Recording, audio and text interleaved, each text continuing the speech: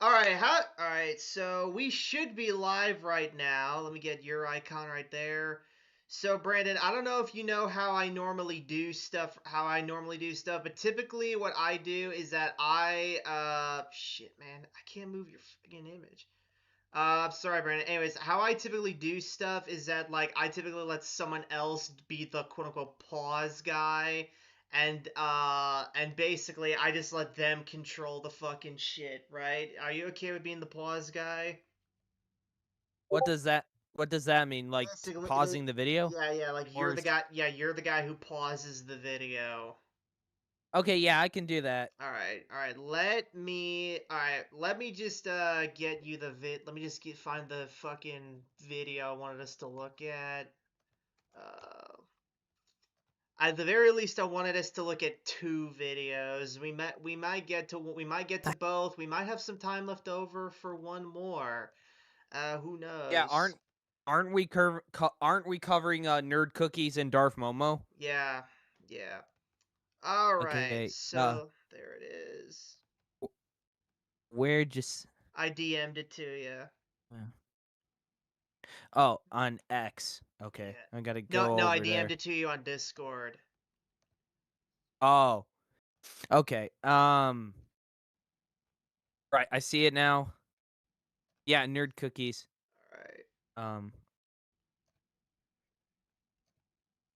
okay, I'm going to have to figure out how to do this cuz I am actually really new at this.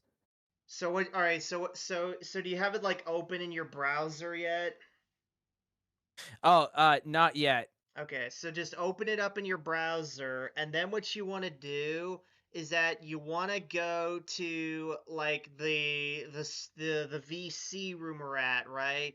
And at the Uh-huh. bottom there should be an icon. It looks like a computer screen with an arrow going to the right. Yep, That's I the see it. you Share. see it? Yep. Okay.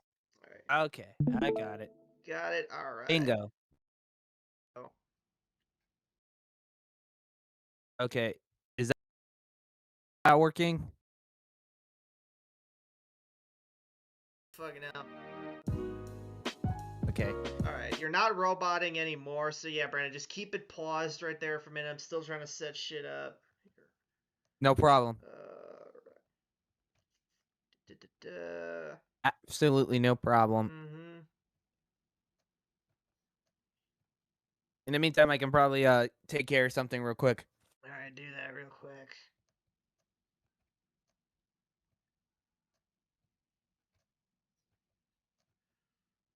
Let's see here.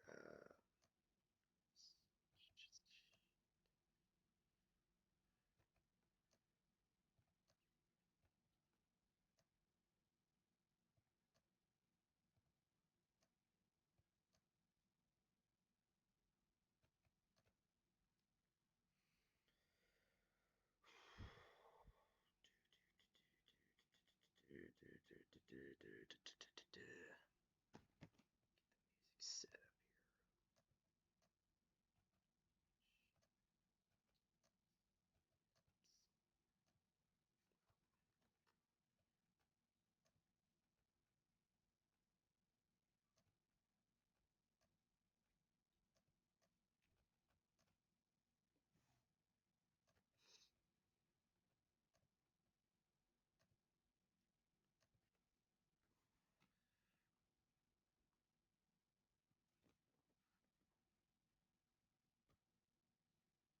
Back. All right, Brandon, I'm getting my background music up right here. Dick's epic Oh, 4th of July damn sale it! is on. Take 20% off Fucking wad bags, dicks. 5% off Stanley What Cup happened? No, it's a Callaway irons joke. and It's an TaylorMade ad for the sporting goods store. DS2 You and know, get this. Dick's Sporting Goods. So it popped up, Ah, and I'm like, okay. those fucking dicks. Yeah. Okay. Anyways, so Brandon, before we actually hop into the video, do you have any sort of preamble on this nerd cookies bullshit? I definitely think that she's only doing this as a grift. Mm. That she's definitely like a fake geek. She's a fake Who e-girl. yes. Because I broke down her video on my second stream where Yeah. she says that there is a way to fix Disney Star Wars. by pulling a Star Trek Kelvin timeline, Oh yeah. and I broke down why that doesn't work. Mm-hmm. Because she seems to think that the problems with Disney only exist with the sequels, and that if you magically erase the sequels, that fixes everything, but it No. doesn't. No. Well, anyway, So, we can get further into that into the video. My big issue with this bitch right here is when she calls George Lucas a hypocrite in this whole fucking video, but again, we'll get into that.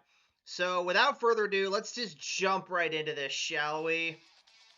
yeah. So, Brandon, go ahead, play away. Right. Also, Brandon, can I just say, I really fucking hate that style of music, you know what I'm saying? That lo-fi. The lo-fi. Hip-hop, I hate that fucking music genre so fucking much. I mean, there's like only one instance of me actually liking lo-fi, and that was a lo-fi piano cover of The Humbling River, which is the song that was played for a trailer for Transformers Fall of Cybertron. That's like the only time I've ever liked the lo-fi. Anyway, moving on. With the original trilogy and a special edition edits his tinkering. That's not the Brandon, film can you make sure the volume's turned up all the way? Okay, turning it up all the way. Sorry, I still have it kind of adjusted for when I stream. Yeah, anyway. I've got it cranked all the way up. How's that? Yeah. Okay, this is probably gonna blast my eardrums, but I'm used to it. 27. The technology didn't exist. That is history. You can't just rewrite it. And you know what? Have your versions, have your special editions, your super duper special edition versions. But he also never wanted to make his original versions public. That's where I can't agree with you. And this speaks to everything that you once spoke about protecting. Okay, so United Space, Rick Worley, I believe, was the one who pointed this out.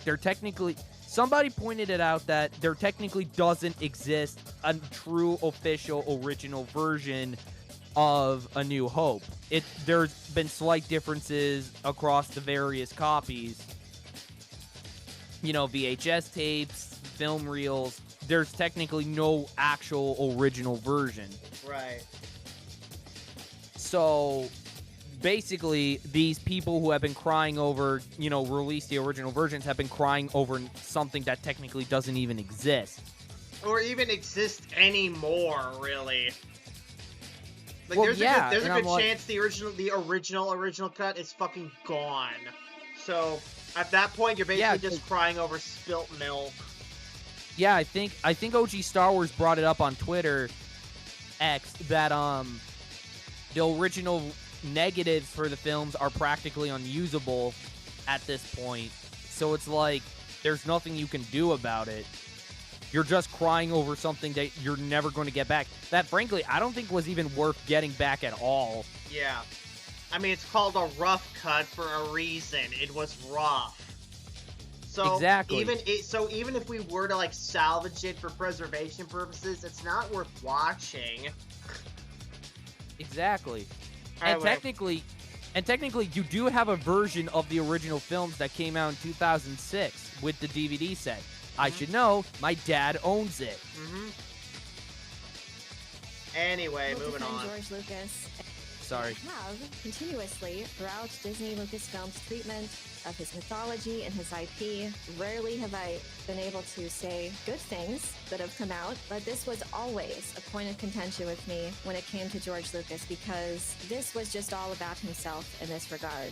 I can also argue this was George wanting the best for his audience and pushing film technology forward. This wasn't about him. It's never been about him. George is not egotistical. No. At no point has he ever been egotistical. You know, it's saying a lot where it's like he's not egotistical, but he damn well has the right to since he made Star Wars. That says a lot about his character, you know what I'm saying? Well, yeah, that's a flex, but he's not going to go around, like with the expanded universe. He could have very well told people to do things a specific way, but no. Like, people bring up in my version of Star Wars, Luke doesn't get married and Vader and Palpatine doesn't come back, but he let that happen. he knew like when to step back and let other people do their own thing. Take the reins, yeah. Exactly. That and I gotta say, like, again, George is the bigger man than me in that scenario, because I'm a really fucking big micromanager, so I definitely would have stepped in and I've been like, don't do that. But yeah, it just says, again, it says a lot about his character. But anyway, I probably would have taken the George Lucas approach. hail John. Anyway, moving on. That within the spirit of what George Lucas has stated in the past when it comes to cinema and art and preserving our history, I honestly feel like it's in keeping with what he has said. So in 1988, George Lucas spoke out against altering films. This is from /Film. In the 1980s, a controversy swirled in Hollywood when there was a notion to colorize black and white films. The issue made it all the way in front of Congress, due in large part to the passionate backing of several important filmmakers. Eventually, their efforts helped to establish the National Film Registry, which to this day takes historically significant films and preserves them in their natural state forever. On March 3, 1988, George Lucas was one of those filmmakers who spoke in front of Congress. The same George Lucas who, in the 2 decades since, has continuously tinkered with his signature Star Wars films, from the special editions through the prequels and right up to the Blu-rays. From the mouth of George Lucas, American works of art belong to the American public. They are part of our cultural history. People who alter or destroy works of art and our cultural heritage for profit or as an exercise of power are barbarians. And if the laws of the United States continue to condone this behavior, history will surely classify us as a barbaric society. Considering Disney, that's all Disney's been doing to Star Wars. Yeah. The preservation of our cultural heritage may not seem to be as politically Howdy, sensitive an issue Scran. as when life begins or Scran's in the chat. Howdy, Scran. All right, I forgot we're live. Yeah. Welcome, Scran. when it should be appropriately terminated. But it is important because it goes to the heart of what sets mankind apart. Creative expression is at the core of our humanness. Art is a distinctly human endeavor. We must have respect for it if we are to have any respect for the human race. These current defacements are just the beginning. Today, engineers with their computers can add color to black and white movies, change the soundtrack, speed up the pace, and add or subtract material to the philosophical taste of the copyright holder. Tomorrow, oh my gosh, more Brandon, advanced can you just put technology this will on be like able to- 1.5 so we can get through her diatribe here? She's just reading off text. Yeah, okay. Believe 1.5. that's speed. 1.5. Yeah. Got it. Also, George just totally called out, CGI technology, deepfakes. He totally called out Carrie Fisher and Tarkin Yeah. from Rogue One. Yeah. That's hilarious. Yes, Scran, NerdCookies is a gwifta. She's a gwifta. And Scran also sent you a thumbs up, Brandon. Cool. All right, I anyway. frankly hate grifters. Anyway. Replace actors with fresher faces or alter dialogue and change the movement of the actor's lips to match. It will soon be possible to create a new, quote-unquote, original negative with whatever changes or alterations the copyright holder of the moment desires. The copyright holders so far have not been completely diligent in preserving the original negatives of films they control. In order to reconstruct old negatives, many archivists have had to go to Eastern Bloc countries where American films have been better preserved. In the future, it will become even easier What the hell is for old the negatives to Eastern become Bloc lost and be doing replaced. preserving American films better? What the hell? I wouldn't know. I don't fucking know. Maybe it's some. Maybe they just. Maybe it's some. Maybe it's, they It's got to be some super obscure history trivia. I don't know. Anyway. Or maybe the Eastern people take their movies very seriously. Yeah. By new, altered negatives. This would be a great loss to our society. Our cultural history must not be allowed to be rewritten. Tell that to the people over at Netflix who thought it was a good idea to tell people that Cleopatra was black. Yeah, pretty much. And there it is. George Lucas has done all of these things that he has called defacements and destruction of art. He has tinkered with the color. He has removed actors. He has And adjusted he can dialogue, do that. You know dialogue. why? Because that's his film, dumbass. It's not And like... it was for the better. Yeah.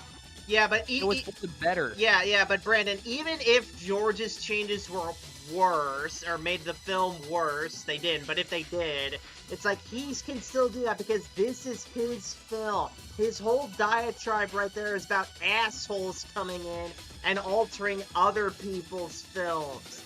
All right. Exactly. Like George... if Disney was. Yeah, go ahead. Like a good example is if Disney went and altered A New Hope, that would exactly fit with George's words. Yeah. It would be destroying his property because they didn't own the movie. Or hell, fucking Brandon. Let's say you know who Oliver Parr is?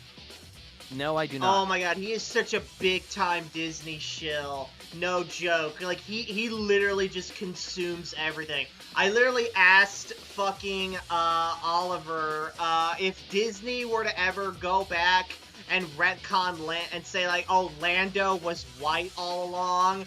And I asked him, would you accept that as canon because Disney owns Star Wars? And he would say, yeah, I saw asked him that and on Twitter. He said, yes, I would have, yeah. Oh my god. Yeah, I saw that on Twitter. Scrant. It's almost like... Sorry, Scrant says, she fails to realize he's talking about alternating other people's work. George was within his right to tamper with his movies to achieve his vision. He always stated he wasn't happy with it in 77. Yes, Scrant, I just said that. SWA says, sup? There we go. Anyways, exactly. Brandon, what were you saying? George wasn't happy with what he had, so he decided to go ahead and make it better. He was within his right to do so. And it's totally normal for a director to be upset with have like one thing they don't like about their film, a writer to not like one thing about their book, and which like, man, I wish I could go back and do that over. It's like, well, with the technology of the 90s, he could. And on top of that, that's why like director cuts exist. Scrant says George was changing the edit literally while it was in theaters back in 77. Yeah, pretty much. Yeah, I think Rick Worley covered that. Mm-hmm. I think it was him who did that, who covered dialogue, changed whole scenes just based on whatever he felt like at the moment. With his special editions, he felt like that was it. And then when the Blu-rays came out, he added more things and changed more things. Well, which version were we supposed to fall in love with? You already said that, well, I'm sorry you fell in love with half the movie. Well, which version is the finished? With George and Star Wars, it's typically the most recent cut. Well, yeah, wouldn't that make sense? Yeah. I mean, it's like a video game getting patched, like getting a lot of patches. It's like the version of the game you're supposed to play is whatever the last patch update was. You're not supposed to play version 1.0.0.0 or whatever the hell. Well, yeah, there's that. And frankly, I do think that when a video game patch is like longer than my arm, you have a problem. Yeah. But in this case, it's like George made a film with what he had at the time, but he wanted to make it better because Star Wars is timeless and he would probably want people to enjoy it for generations to come. Right. So obviously he would have the film, remastered, reworked. Hell, Disney has done that in the past with a lot of their old movies. They've restored them, they've cleaned them up, modernized. Well, not modernized as in they butchered it, but rather, like they updated the coloring, cleaned up the lines and whatnot. Yeah, because I was watching trailers based off an old Disney disc we had, and they had a trailer for Sleeping Beauty, one of my mom's favorite movies, and it did say in the trailer they went back and remastered it. Mm-hmm. So it's like companies can restore their movies, make them better for audiences to enjoy them, to make them age better. Yeah. Scrant says she used Blade Runner as an example. We'll get to that. Scrant also says, I want to know how she's watched Star Wars until now. Why is she crying about this now? I don't know. The bitch is gonna bitch, I say. Anyway. The reason all of them are crying is because of that film reel some theater found. Yeah. And that Kathleen Kennedy was supposed to go over and validate, or whatever the hell. And they just found that as another excuse to shit on George. Right. Because, of course, we gotta bury George, make him look like he was the village idiot all along. Yeah. one then? Is it the special edition? Is it a super duper special edition? Is it the Blu-ray? Which is it? When I think about other iconic films, Jaws, an iconic film, what if Steven Spielberg decided to go in and change Bruce, which was the mechanical shark? What if he just decided to erase the original film, not make it public anymore, and CG the shark, and make the original not available? Okay, It's he can fine do for that 'cause special he's editions to exist. Spielberg. Yeah, because it's within his right. Now, I don't think he would do it because, you know, it worked better in their favor that the shark decided not to work, but it's like he's still within his right to do it. Yeah. Plus, Spielberg is typically the kind of guy who's like, he's like really chill. If there's something about he typically, the movies come out exactly how he likes them anyway, and he's content leaving them that way. Spielberg and Lucas, yeah, they're buddies, but they're different beasts altogether. Well, that's typically what friends are. Yeah. Anyway, moving on. It's not fine to erase history. Yeah. to Also, erase the yes, work of Grant, other she artists. should stick to covering Dune. Anyway. You erased those actors, the original actors that voiced Boba Fett, the original You actors know, playing the older this Anakin brings up a Skywalker. good I mean, point that I haven't seen a lot of people address. It's like, are any of the actors really that upset that they got replaced? Like, is Sebastian Shaw here all that mad that he got swapped out for Hayden Christensen? I don't think so. And technically, doesn't Sebastian Shaw play Darth Vader anyway? Yeah, Like, when he gets unmasked? in the dying So he's moments, not erased. yeah. He's not erased from the movie. He still gets a scene. Is really good scene, is too. Jason Wingreen all that upset that his voice got swapped out for Tem? I don't think he is. No, I don't think he is. I think he still loved the fact that he got to play Boba Fett. No. I mean, he's physically Boba Fett. It's not like the actors truly got erased. Yeah. It's like whoever the chick was that played Emperor Palpatine, I've heard no complaints from Marjorie her. Eaton, yeah. Yeah, and that was done for the better because Ian McDiarmid is like amazing. Yeah, plus the glimpse we got of her Emperor looked really off model compared to the next film and what we know of him. So yeah, again, it's like all these changes are pretty much just for the sake of visual continuity. It's just making sure they flow better both from each other and from the PT. Like, it's literally all it is. Yeah, because in episode 4, they actually switched out the English labeling for various consoles to Arabic. Arabic, yeah. So it's like, it's there to maintain a visual continuity to make episode 4 age with the other films as gracefully as it has. Yeah. Spielberg altered E.T. and regretted it. Oh, there you go. She doesn't admit the theatrical cut was made available in 2006. Oh, okay. I wonder why she isn't. The actor... Nobody has brought that up except Tim and OG. And the rest of us. And us now, yeah. The actors were paid. Yes, they were. Everyone were paid? Everyone liked the stream. Thank you, Scran. Please advertise this around for us. The marketing department has taken a nasty hit recently. Anyway, Brandon, what were you saying? I cut you off. The actors got paid. They still got to play their scenes. It's like, no harm, no foul. Yeah. I mean, unless they're really that petty that they, they wanted, like, no, I have to be in the movie. I have to be seen in the movie, but they're not. Right. Anyway, moving on. We gotta continue. Yeah. The Return of the Jedi, replacing him with a fresher, younger Hayden Christensen face. You erased them, and you erased history. Also, I hate You didn't erase him. You didn't erase him because he still plays the scene with Vader. You dumb idiot. And I really hate to be that guy, but Hayden Christensen as Anakin is more iconic than Sebastian Shaw as Anakin. I'm sorry. Don't be sorry. I actually fully agree with you. Yeah, anyway. Because I don't... Now, the prequel haters would totally hate you for saying that. I know. Screw them. I'll screw them, yeah. Anyway. Was those original versions available to the public. And I am so happy that at least fans have been able to make these versions available that look pristine. You can Google these versions of 4K, 77, 80, 83, all those. And that's basically the only way that future generations can see this moment in time, can see the films that changed cinema forever. It's just wrong. And if other filmmakers... Still seeing those films as they were, just better. Yeah. Dear God.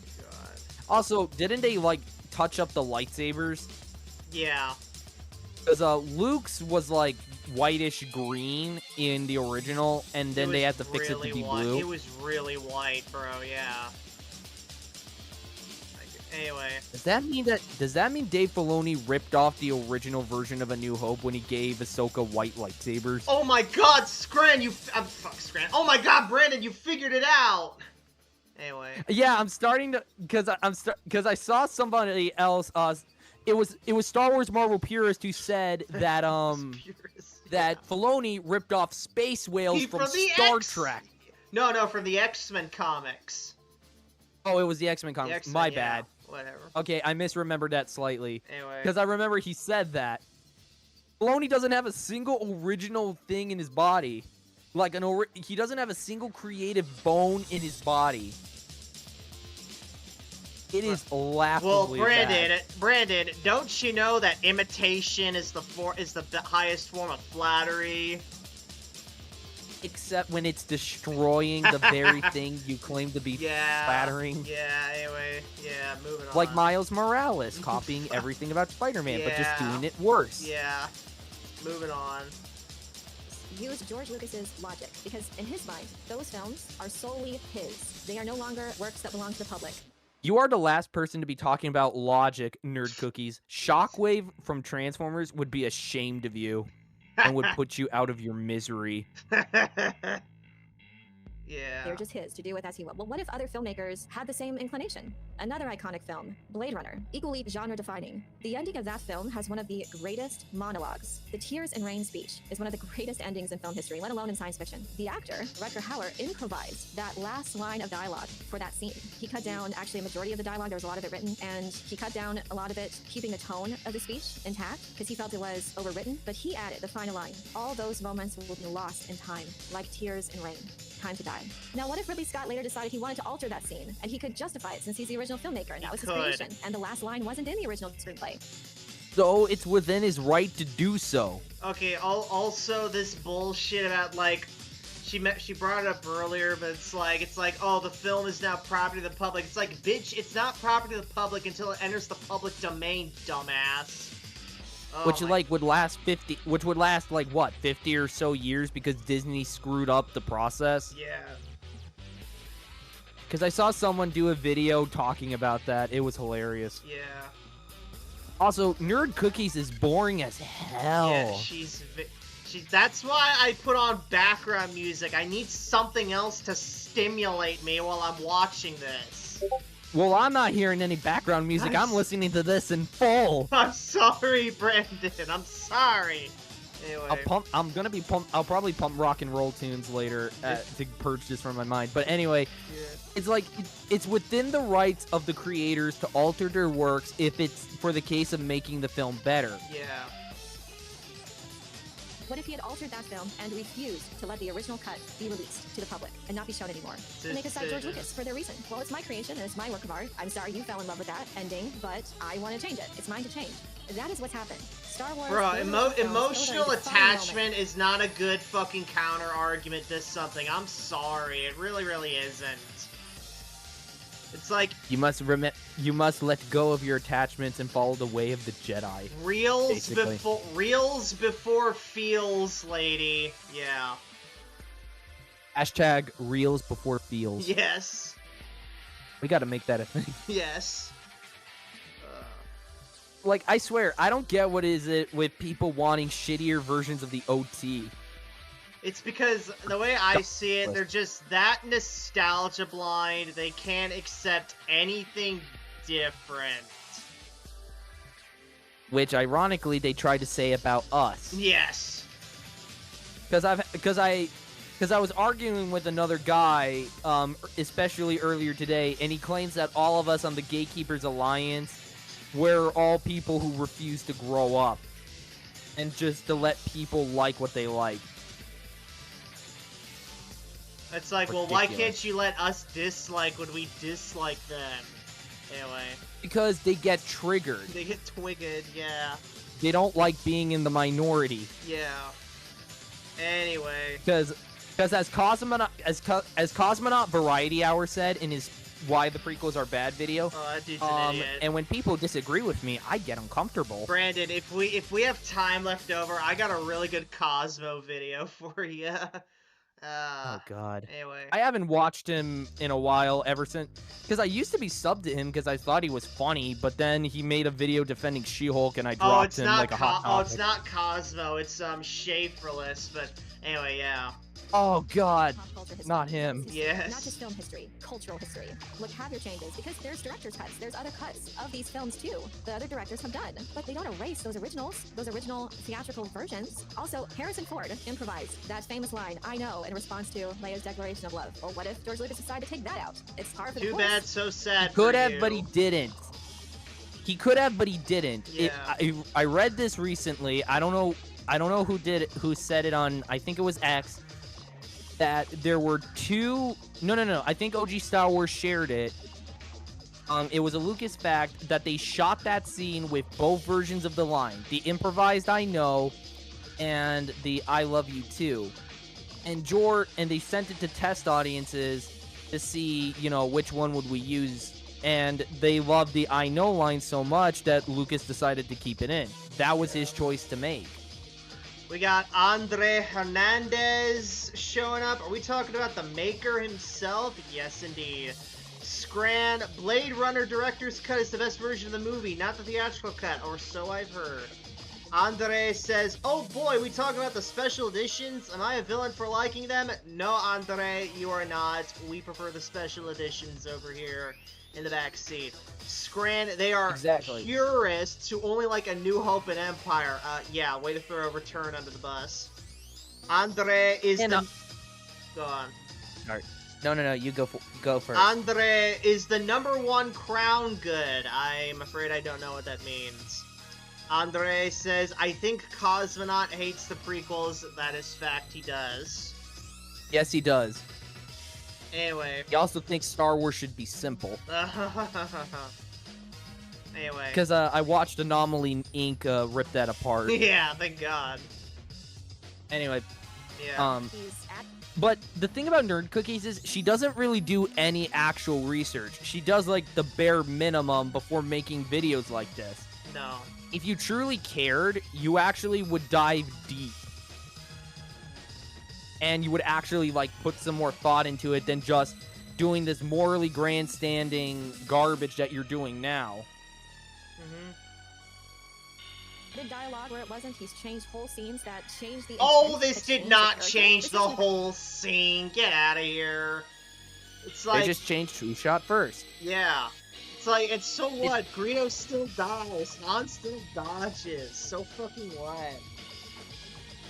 Exactly. Mike Cassie And it is doesn't- sorry. Mike Cassie is here. Cosmonaut Variety is not only a Disney shill, but he also hates JoJo's Bizarre Adventure. So I've heard. Yes, I heard about that. I heard he hated it. He, Now, yeah, I not myself only, have never not only watched did he it. hate it, but he also got like several facts about the show wrong. Like literally. Ugh. Like he legit He's not the- he called Polnareff a lovable coward, which he most certainly is not. I wouldn't know. I've never seen it. Well, Polnareff is Anime like has never really been. Polnareff anime's never is really the been kind my of character who like he's a bit of a comic relief character, but is he a coward? No, far from it. Okay. Anyway.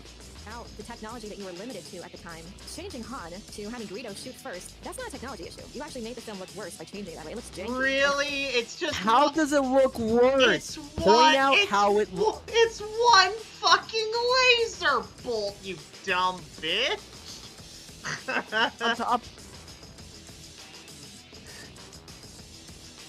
On top of that, she doesn't even explain why it's made worse. She doesn't. The only real common criticism I see of this is that it's like, oh, it makes like Han like it's sloppy and like or not as much of a cold-blooded killer or something, and they like that about him. It's like, so fucking what? He still did it anyway. It's like these people. Anyway. Yeah, I've heard some people say that one moment changes Han's entire character, but it really doesn't. Andre, man, I don't understand how people don't like Return of the Jedi. That's like the return of the king of Star Wars, indeed. They don't like it. And you've got Slave Leia in there, so bonus points. They don't like it because Ewoks, that's why. But you got Slave Leia, so it all balances out. Yeah, pretty much, yeah. Stuff for the kids and stuff for the adults! Anyway. Yeah. The sexiest costume in all of science fiction, if not fiction in general. Yeah. Fiction in general, nah, Brandon, I think there's a few contenders for that, but anyway. Probably. Sense that Han would just like dodge at the last second, you like dodging a bullet. I mean, at the end of the day, I respect George, of course, for his creation, and he should be honored. His IP, his universe. Really? You respect him for his creation? Because it really doesn't seem like you do. Yeah, you respect him so much you're throwing him under the bus and calling him bad for wanting to update his films. And wanting Disney Star Wars to get better.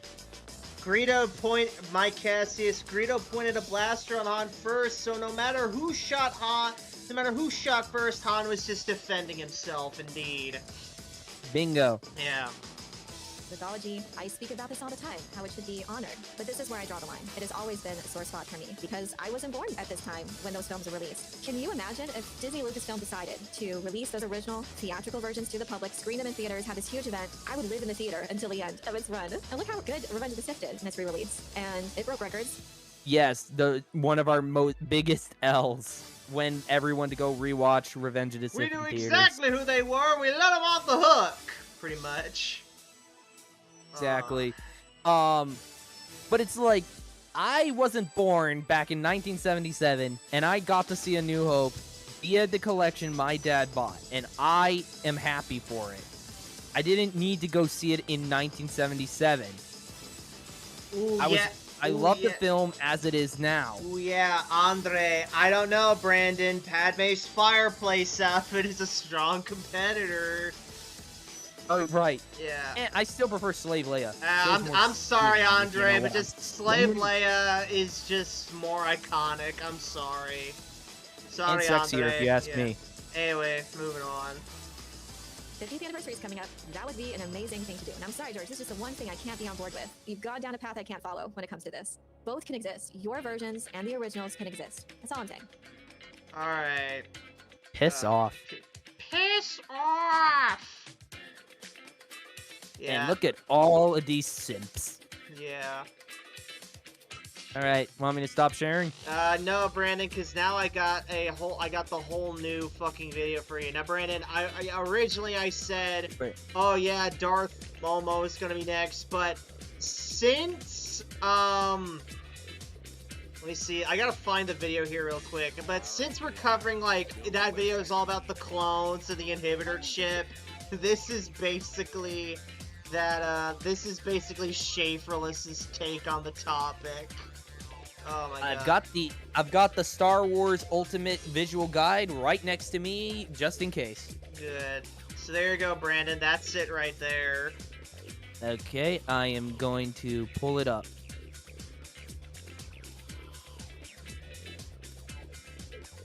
Okay, can you see it? No, Brandon, still on. Oh, I gotta share this. There you okay. go. All right. Yeah, still getting used to this, guys. Yeah, we're still getting used to this, guys. All I right. think I used to think this guy was kind of cool. Oh, the guy from Moana. No, the Schaffrillas. Oh yeah, he fell off. Because I was watching him in like middle school. He fell a little off bit hard. Anyway. Yeah. Presented by Squarespace, the space. Happy May the 4th, gamers! Today Fake I'd like to Star talk about Wars the most Day. wholesome scene in all of Star Wars. Real May the 4th is May 29th. Yeah. Order 66. Edit, I just found out what Order 66 actually is. How do I delete my previous sentence? For those who don't know, Order 66 is a moment in the Star Wars canon that strikes fear into the hearts of all Star Wars fans. And by canon, you're talking about Disney, I am presuming. Yes.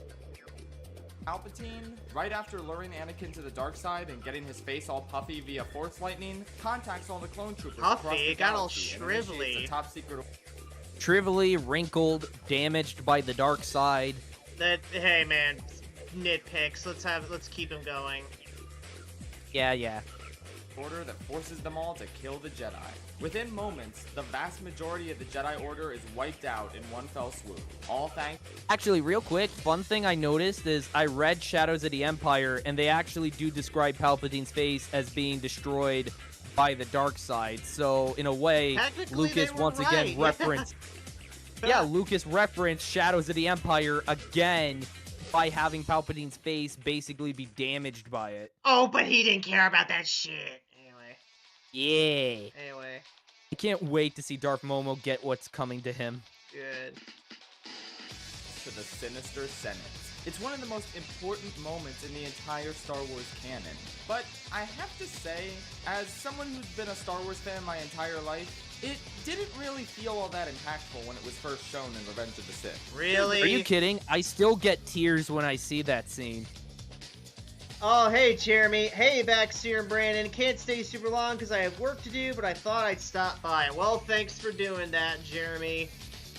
What the hell is this? Is this the peanuts in the thing? What the hell? Yes. I hate it when they do images like this, where they take something so beloved and innocent, and then they just twist it into something like this. I don't know, Brandon. I hate think this is a little bit funny, you have to admit. To each their own. You know what this reminds me of? Reminds me of what? Fucking Weapon Brown. Oh yeah, that's a funny ass comic, Weapon Brown. Hey, what's Andre? I think Dark Empire also referenced Palpatine's scars coming from the dark side. I don't remember. It's been a while since I've read Dark Empire, but that might be true. I gotta flip through it. Yeah. I gotta flip through Dark Empire again and double check. Yeah. I do know Shadows of the Empire because as of right now, Shadows of the Empire is my current favorite EU novel. Mm-hmm. The thing. The main tragedy of Revenge of the Sith story is Anakin's fall to the dark side, and the fact that he would go to such dark places and betray his friends and family in the process. Within the context of Revenge of the Sith story as it's presented solely in the movie, Order 66 feels like more of a cleanup job for the writing. A way to What? No, what Order 66 feels like in the movie is a sad scene because you're seeing the defenders of the galaxy getting betrayed and getting killed. Well, yeah. The galaxy falling into darkness. How the hell is it a cleanup scene, though? What the define cleanup? Cleanup of what? Exactly. Stupid. Like, explain how the Jedi Order spread out across the galaxy was wiped out, and why only Obi-Wan and Yoda remain. It's a good... Technically, it's not just Obi-Wan and Yoda who remain, but details. Yeah. You're only talking about the movies. Yeah. Scene, thanks in large part to John Williams' excellent score, but on its own, it doesn't really elicit much emotional reaction from me. And I feel like... Screw you then. You're about as emotional as a Vulcan. Yeah. That's blasphemous to say, so let me explain first. It is. Pretend for a second that it's 2005. Revenge of the Sith has just come... Goated movie, Robots. Yeah, Robots is alright, yeah. I watched it again. Ewan McGregor is actually the voice of the main lead. Yeah, no. Yeah, I love that movie. Not in theaters, and you're watching it. You see this guy piloting his starship? Oh no, he got shot down. I mean, that's kind of sad, but also, who was that guy? Oh yeah, he was in the background in the other prequels. He was a Jedi, a guardian of peace and justice. Yeah. Oh no, it's the blue lady. She was also that person in the background in the other movies. And now she's dead.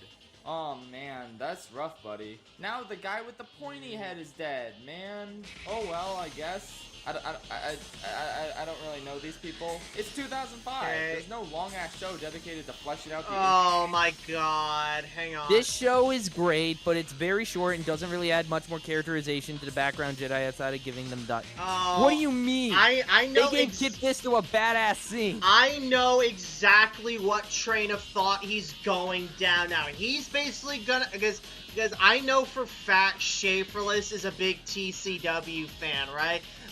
The train he's gonna go down is that because TCW was a TV show, not just a micro series, a TV show with multiple seasons and longer run times for its episodes, means that it had a better ability to fucking flesh out all the background Jedi so that it's sadder when you watch Order 66. Completely ignoring the expanded universe in the process. Yeah. Because that's what a lot of these people do. They pretend as if the CW MMP never existed. Brandon, this is just a big-ass problem I find with a lot of fucking Disney shows, where they're just that fucking lazy to sit down, pick up a book, or read a comic. It's just movies and TVs, that's it. And maybe you'll get one guy who also plays the video games. That's just it. And maybe the comics here and there. Because it seems like it's like I've noticed that it's the pecking order is movies, TV shows, and then you get video games, comic books, and then books are like at the way bottom. Yeah. Because that seems to be how it's been going with audiences too. Yeah. Oh man. That was some junk. Because, of course, no one's going to bother and pretend that the EU existed, even though it was extremely popular. Oh, but it's just shit only bookworms know about.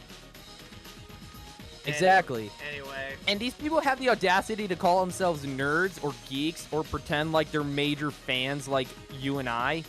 Of course not. Like, they don't get that privilege. Shafe, if you want to know more about Kit Fisto, pick up a book he's featured in, for fuck's sake.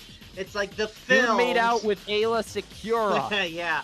The films, just, by and large, just do not have the time to give each of these Jedi a scene or whatever to, like, flesh them out more. It's like the films are squarely about about Anakin, Obi-Wan, Padme, Palpatine, the rest of the villains, etc. They can't waste... They can't just devote so much time to all these background characters without cutting into the main plot and ruining it. Exactly. Zebby says Brandon the Seething, lol. Yes. Anyway. And the thing I want to point out is that again, the bare minimum you need to know is that the Jedi were guardians for peace and justice. They're the good guys. Yes. That's all you really need to do. It's like watching a cop show or whatever, and a bunch of cops get shot down in the line of duty. It's like, you don't need to know the individual details about each of those cops. You just need to know, hey, they're cops. They're there to defend the city. And it's sad that the city's losing its protectors, but I digress. Exactly. Anyway, moving on. Individual members of the Jedi Council who died here. So, like, I don't know, it's sad that this long-standing institution is getting destroyed and that people are dying. But I don't really know them, so it kind of loses some of its emotional impact. Sure, the score is excellent, and Yoda's reaction to these deaths is kind of sad, but it's not quite as emotionally affecting as Anakin's turn to the dark side. It's part of Anakin's turn to the dark side, you moron. Yes. I still tear up knowing that the Jedi die. It's not like you can't get emotional at it. Hang on, Zebby says, never sad when that happens. When what happens?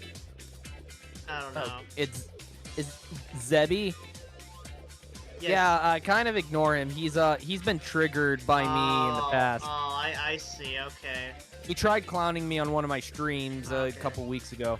Alright. about the acting and the directing and whatnot. I certainly have. But ultimately, it's sad that Anakin is turning his back on Obi-Wan because we know these characters and we may have grown attached to them because they were the focus of the prequel trilogy. Yeah. These other nameless, dialogueless Jedi are not. And yes, I know that they had established names at this point. You don't have to tell me. It's just the fact that they Really never doesn't mentioned seem like their you names care. in the entire trilogy. So what, do you want him to constantly keep name-dropping Jedi throughout the course of the prequel trilogy? Because that sounds natural. Yeah. You know what other characters in this scene we don't know at all? The clones. In fact, it's actually... Oh, boy, The here we clones go. are cannon fodder, you moron. Yes. Because the whole point is that you have an army of droids and an army of droids, basically. They're two armies that are made for the pure purpose of just shooting each other Yeah. to facilitate a war. We don't really need to know about the clones. They're just mindless soldiers, basically. It's basically a game of chess where it's like a bunch of black pawns versus a bunch of white pawns, and that's about it. Bingo. Yeah. kind of hilarious in hindsight how unimportant the clones are to the movies they appear in. In Attack of the Clones, they act as a plot device, a mysteriously funded army that the Jedi can use during the Clone Wars that can also eventually betray them. Oh in my Revenge gosh, of the Brandon, Sith, hang on, where they're Brandon, also go back a used as bit. plot. Go back like 10 seconds. Okay, go on, play. In Attack of the Clones, they act as a plot device, a mysteriously So funded Brandon, army this that the clone Jedi right can use here during- eating his dinner, it's like I got like this one asshole trying to say like, oh no, the clones always did have their own sentience and personalities based on this one clone looking around all confused and shit. It's like, no. I don't know, man. So he happens to look up. That doesn't mean he's anything special. Yeah. I don't know, man. Just dumb people being dumb. Anyway. Clone Wars that can also eventually betray them in Revenge of the Sith, where they're also used as a plot device that kills the Jedi Order and then becomes the Empire's army for a bit. I guess they were just evil the whole time, because they execute Order 66 without question and kill the Jedi they served under for 3 years. Yes. Because it's established in Attack of the Clones that the clones are genetically modified to obey orders without question. Part of the grand plan. They're just following orders. Yeah. Well, that's great. I mean, I guess it's still kind of a betrayal, but it's a betrayal that practically non-existent characters are performing on other practically non-existent characters. With the Really? exceptions of Obi-Wan and Yoda, who survived. It's like really like non-existent characters on other non-existent characters. It's like really. It's like it's the fact that they're Jedi and clones just not enough for you. Apparently not. Apparently Apparently not. he wants a full essay detailing the lives and personal interests He wants of every freaking character he sees. He wants he wants an 11-hour lore dump on everyone. Yeah. Anyway. So it's not a huge deal. Once again, it's a good scene, but more so for the music and how it advances the plot, not really because of any investment in the characters. Piss off. The betrayal here just feels underdeveloped, because the characters involved in it aren't developed in the slightest. Oh my god. Because they don't need to be. They don't They're need not to the be. focus. My god, does this guy just not know how the fuck pacing works? Apparently not. The And he calls pace. himself a critic. Yeah. So how come when I watch this scene nowadays, it actually makes me cry?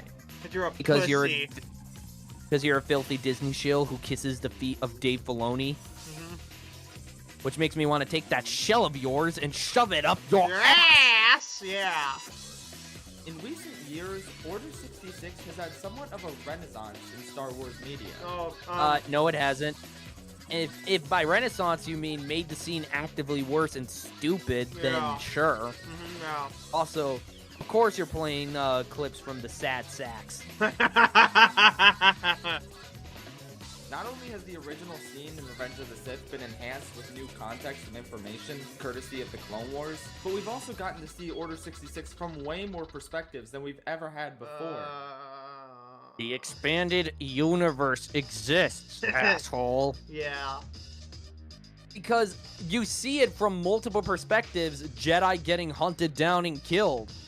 The Coruscant Knights trilogy, technically a quadrology, there's a fourth book in it, Yeah.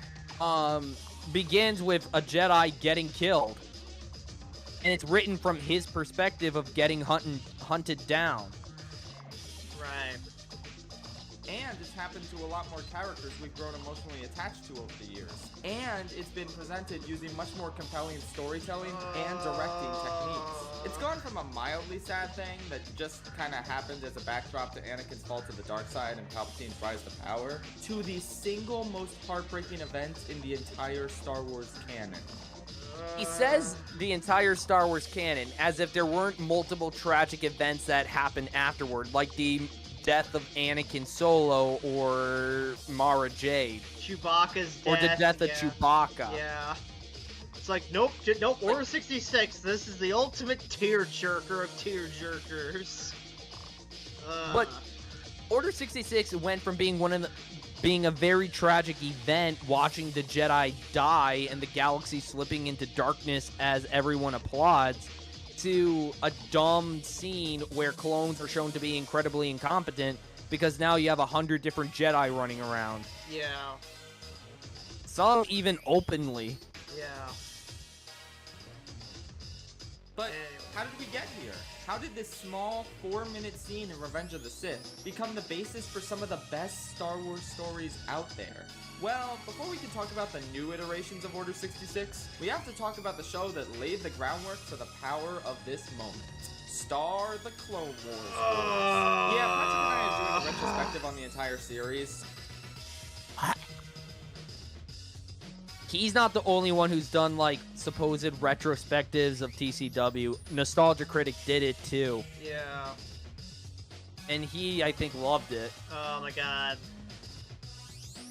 So, yeah, it turns out no wonder Schaffrillas fell off hard. Shit, yeah. He is, like, peak fake Star Wars fan. Yeah. So we were, and still are, going to cover all this stuff eventually. But it's still worth analyzing a ton of this show's brilliance here.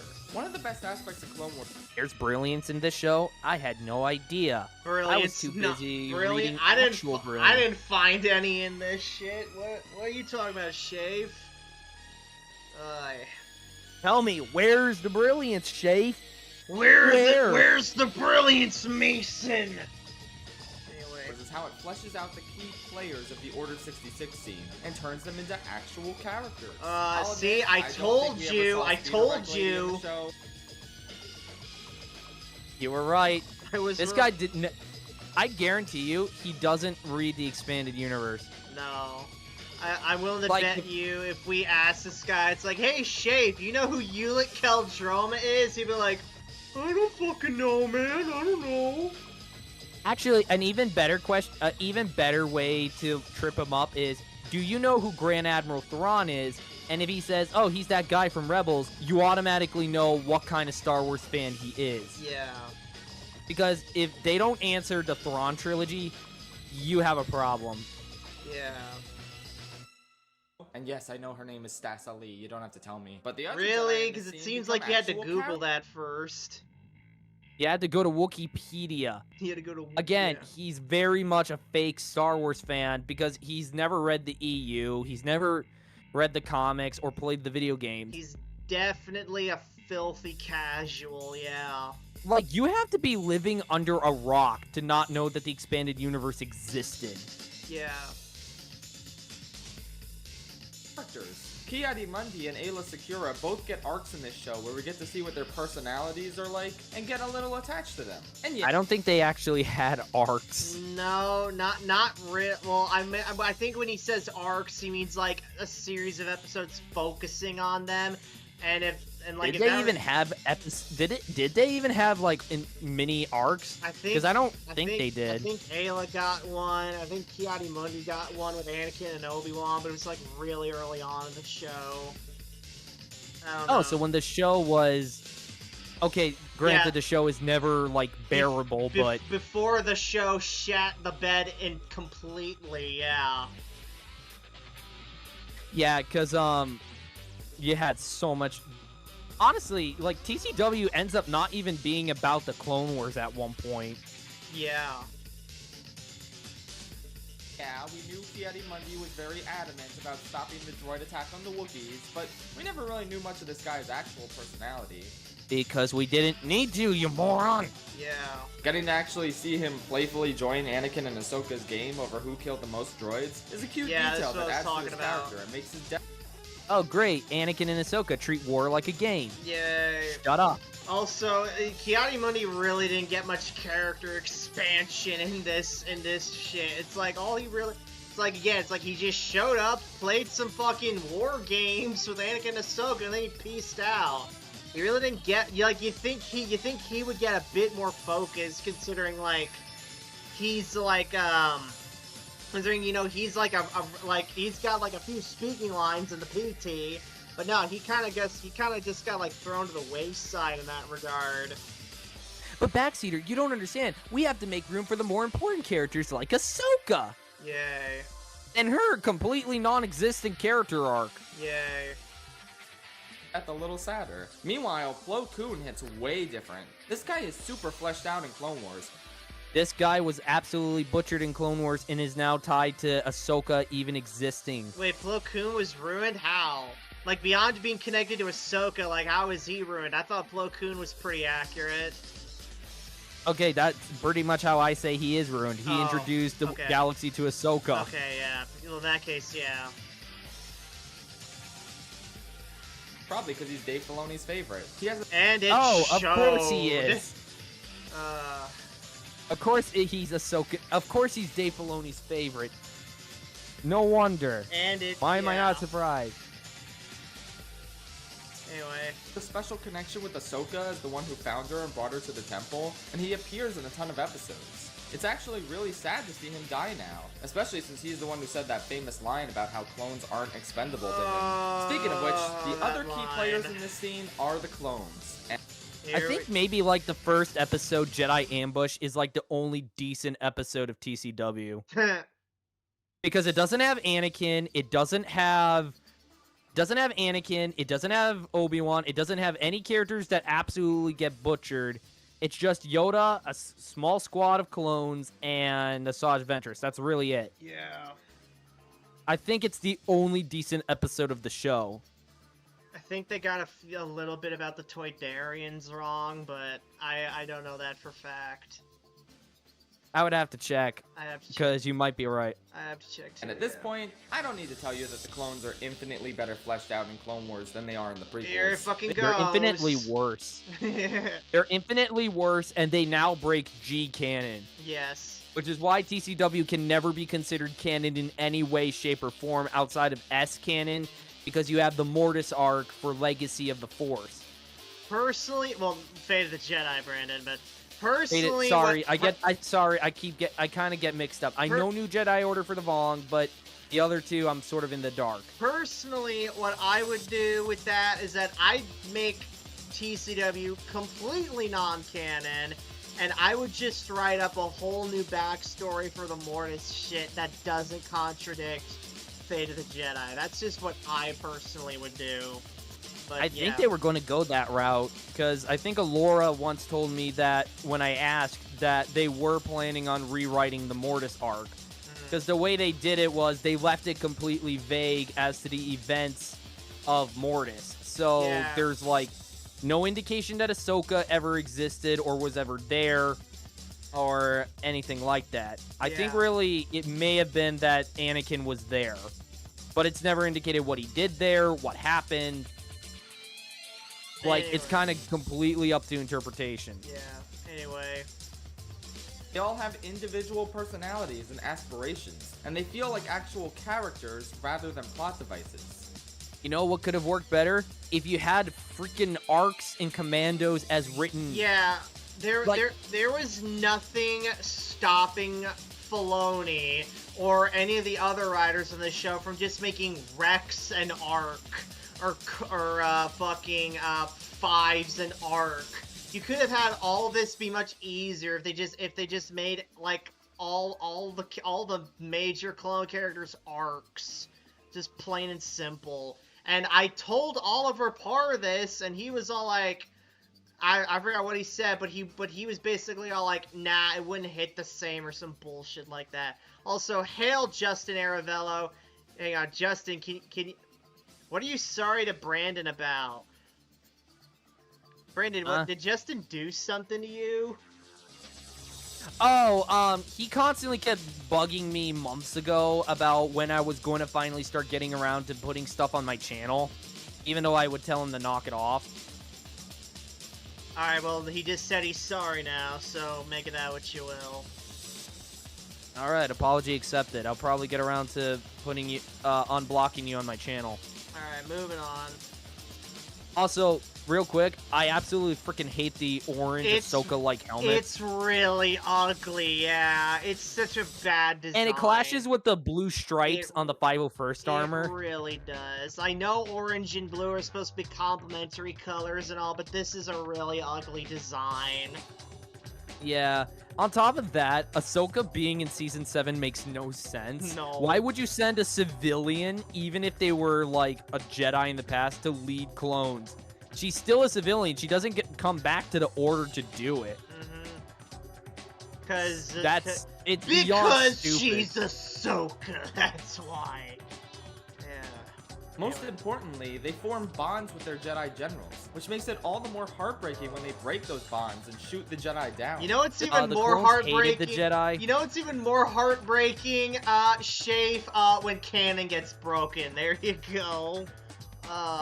And not to mention, the Jedi mostly hated their generals because the Jedi were incompetent at war. Yeah. Which is another thing TCW gets wrong, since the Jedi are basically portrayed as totally being at ease at being generals. Yeah. Like, there were a few exceptions, like Ayla Secura. She was actually pretty well respected, because in the Battlefront 2 video game, they even said that as she sent them off and she praised them, none of the 501st could look her in the eye. Yeah. And I think I heard somewhere that the reason Bly and his men keep shooting at her even after she's basically dead is because they don't want her corpse to get eaten by, you know, the Felucian wildlife. Right. Justin says here, sorry for being annoying. It's like, yep, already accepted that. Here's Lore Master Chris. I now don't ever want to see another reference to Order 66 again. I think we can all agree on that. So played out. At this point, I would agree, since Order 66 has been bastardized so much. Yeah. Justin, again, thanks for making a video exposing Darth Momo, friend of Star Wars Scran. Yeah. Anyway, moving on. Absolutely having no problem. Absolutely no problem. I'm always willing to take down the fake fans. Yeah. This is especially effective with Commander Cody, who we've gotten to see supporting Obi-Wan over the course of multiple episodes. It kinda stings that their relationship ends in heartbreak and attempted murder. But at the same time, making the clones into such well-rounded and likable individuals throughout the first 5 seasons of Clone Wars kinda makes their betrayal make even less sense. Yeah, which is a So right away, you are already pointing out that this is bullshit. Yes. But this was a terrible idea. This was a horrible decision. We're 7 minutes. Oh, wait. He's going to use this to justify the inhibitor chip. We're 7 minutes into this fucking video, and already he's completely shot his argument in the foot. Yeah. And then he's going to try and backtrack by defending the inhibitor chips. Oh boy, here we go. If they're not mindless drones who obey every order without question, then why would they turn on the Jedi with zero hesitation? I pondered this for a while as a kid, but fortunately, the answer finally came in the Season 6 inhibitor chip. It's so hard to believe that arguably the most important Clone Wars arc, in terms of its implications for the larger Star Wars canon, almost didn't air because this was right when Disney took over and canceled the show. Oh my god, if this arc didn't air, that would have been a blessing in disguise. Not only that, Season 6 does, like, probably the most amount of damage out of all of the other seasons, because it's like, you got Yoda having a Force vision of Order 66 and doing nothing to stop it. Not telling anyone! And you have the Jedi knowing about the inhibitor chips, so it's like, okay, there's something funky inside the clones, so should we do something about that. No. Like, you think they would send somebody to go investigate Camino afterwards. Yeah. I'm not saying it even really has to be a Jedi. They could have sent an actual investigator. stupid. Because they actually do that in Labyrinth of Evil. The Jedi were working alongside an investigator to figure out who was Sidious. Right, yeah. God, they got to finish these episodes for a release on Netflix because this arc really changes everything. For the worst. For the worst. Yeah. I'm not gonna get too into it because again, Patrick and I are gonna get to this arc when we cover season 6. What the fudge is with that clone in a tear in a tear tattoo? That is dumb. Wait, what? Wait, he had a tear tattoo? What the hell? I'm not gonna get Hang on, too into watch. it because again, Okay, he's got a tear What? on his helmet right here, Patrick and then when he takes it when off, we cover- he's got one right here. What? It's these fucking gangsta, bro. What the hell? You're a Aw. soldier. You don't have time to get a freaking tattoo. You've got to get busy getting shot at. Yeah, hang on, let me catch up on chat. Hey, double AA, howdy, Backseater and Brandon. Howdy, double AA. Remember, Howdy. Lore Master Chris, remember when Ahsoka accused the Jedi Council of playing politics when they went to defend Coruscant from the Separatists? Once a brat, always a brat. Yeah. She actually did that in season 7. Yeah. Thank you. Excuse me, Ahsoka. Coruscant is the capital of the freaking Republic. Of course they're going to scramble to get everyone to fight there. Yeah. Oh, yeah. Justin. Do you not understand war? Yeah. Whoa, what is it good for? Justin Arabella says, thank you. Lore Master Chris says, oh god, is this the annoying slug guy? Yes, it is. Double AA, Clone Wars 2002, 2003 are infinite. Hang on. Double AA, that's the less than sign. You want to use the other sign. Fine. He meant to say the micro series is better than TCW, but he ended up using the less than sign than the greater than sign. Honest mistake. Yeah. Double AA makes the angry faces. Lore Master Chris, an answer that wasn't needed. Yeah. Justin Novella says fake news. It's not real. It's fake news. Lore Master Chris, I am Darth Tyrannus. Double AA, the Jedi Council knowing the chip in the clones and yet not doing anything about it. I do blame to some degree that George let this happen. Season 6 was before Disney purchased the IP. That's one of the things I heavily dislike and disagree with George's decision. Honestly, Yeah, I did. Honestly, Double AA, the way I see it, George was super checked out of Star Wars by this point, and he just was in no fucks mode. So that's just how I see it. Lore The one thing I actually, sorry, continue. No, go ahead. Sorry about that. But I've actually have heard that, because my dad does own the novelization of the Clone Wars movie, written by Karen Traviss of all people. Yeah. And it does try to, change the characters to be much more in line with the EU and what's established. So Ahsoka, for example, is a lot more like an actual Togruta than she's presented as. Yeah.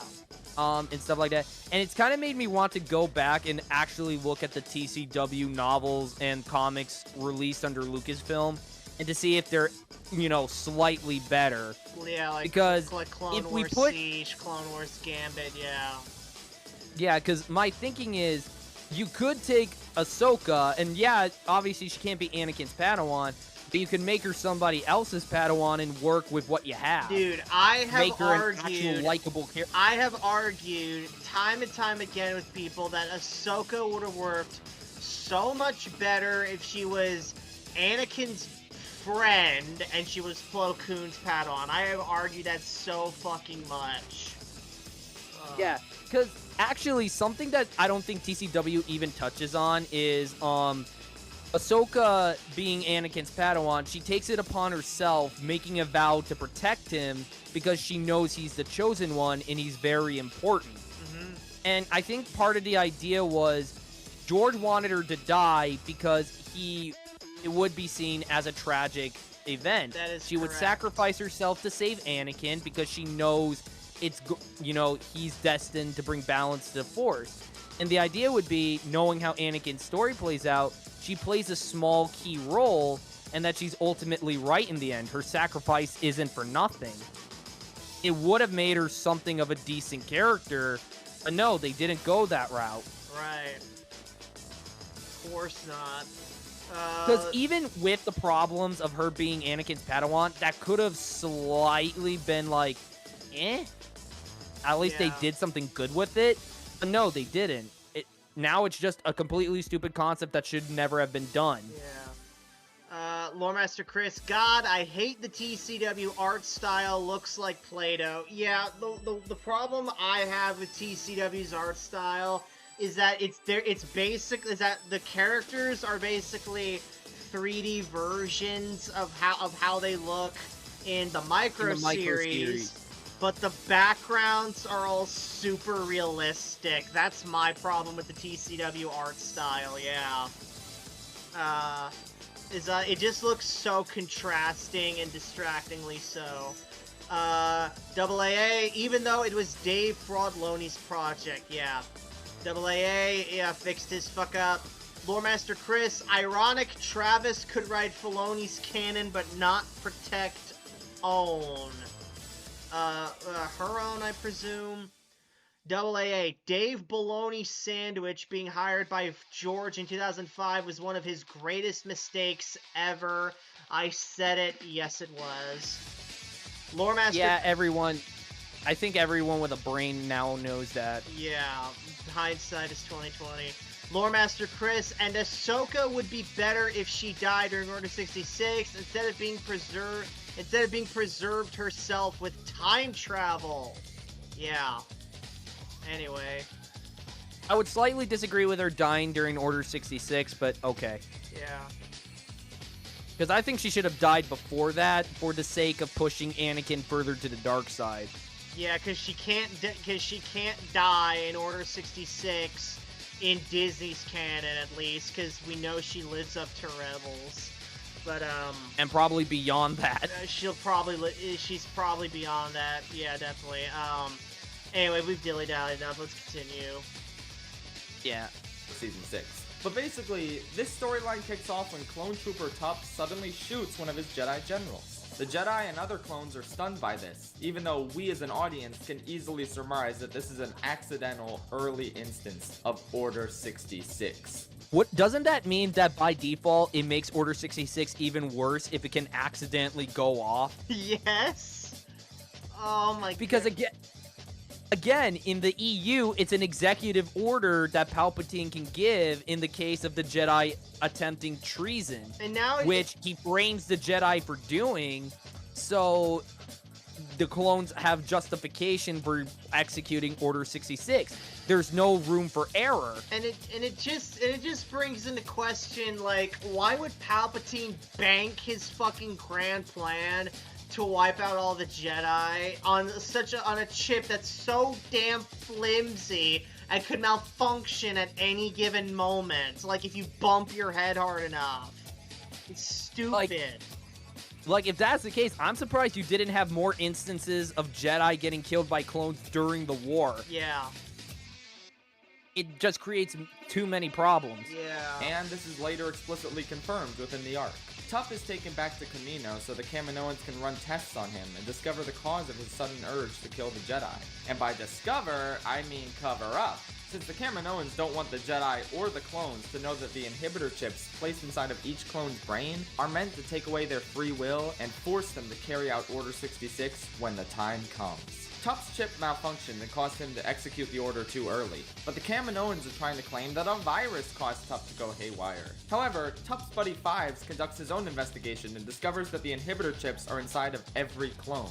He manages to remove his chip and requests an audience with the Supreme Chancellor to tell him all about the Kaminoans' manipulation. But uh-oh, it wasn't their manipulation, they were just following orders from Lord Tyrannus, aka Count Dooku. Brings up another point that Obi-Wan ends up figuring out that Dooku was Tyrannus, so he has all the pieces to realize that the clones were funded by the Sith. Yeah.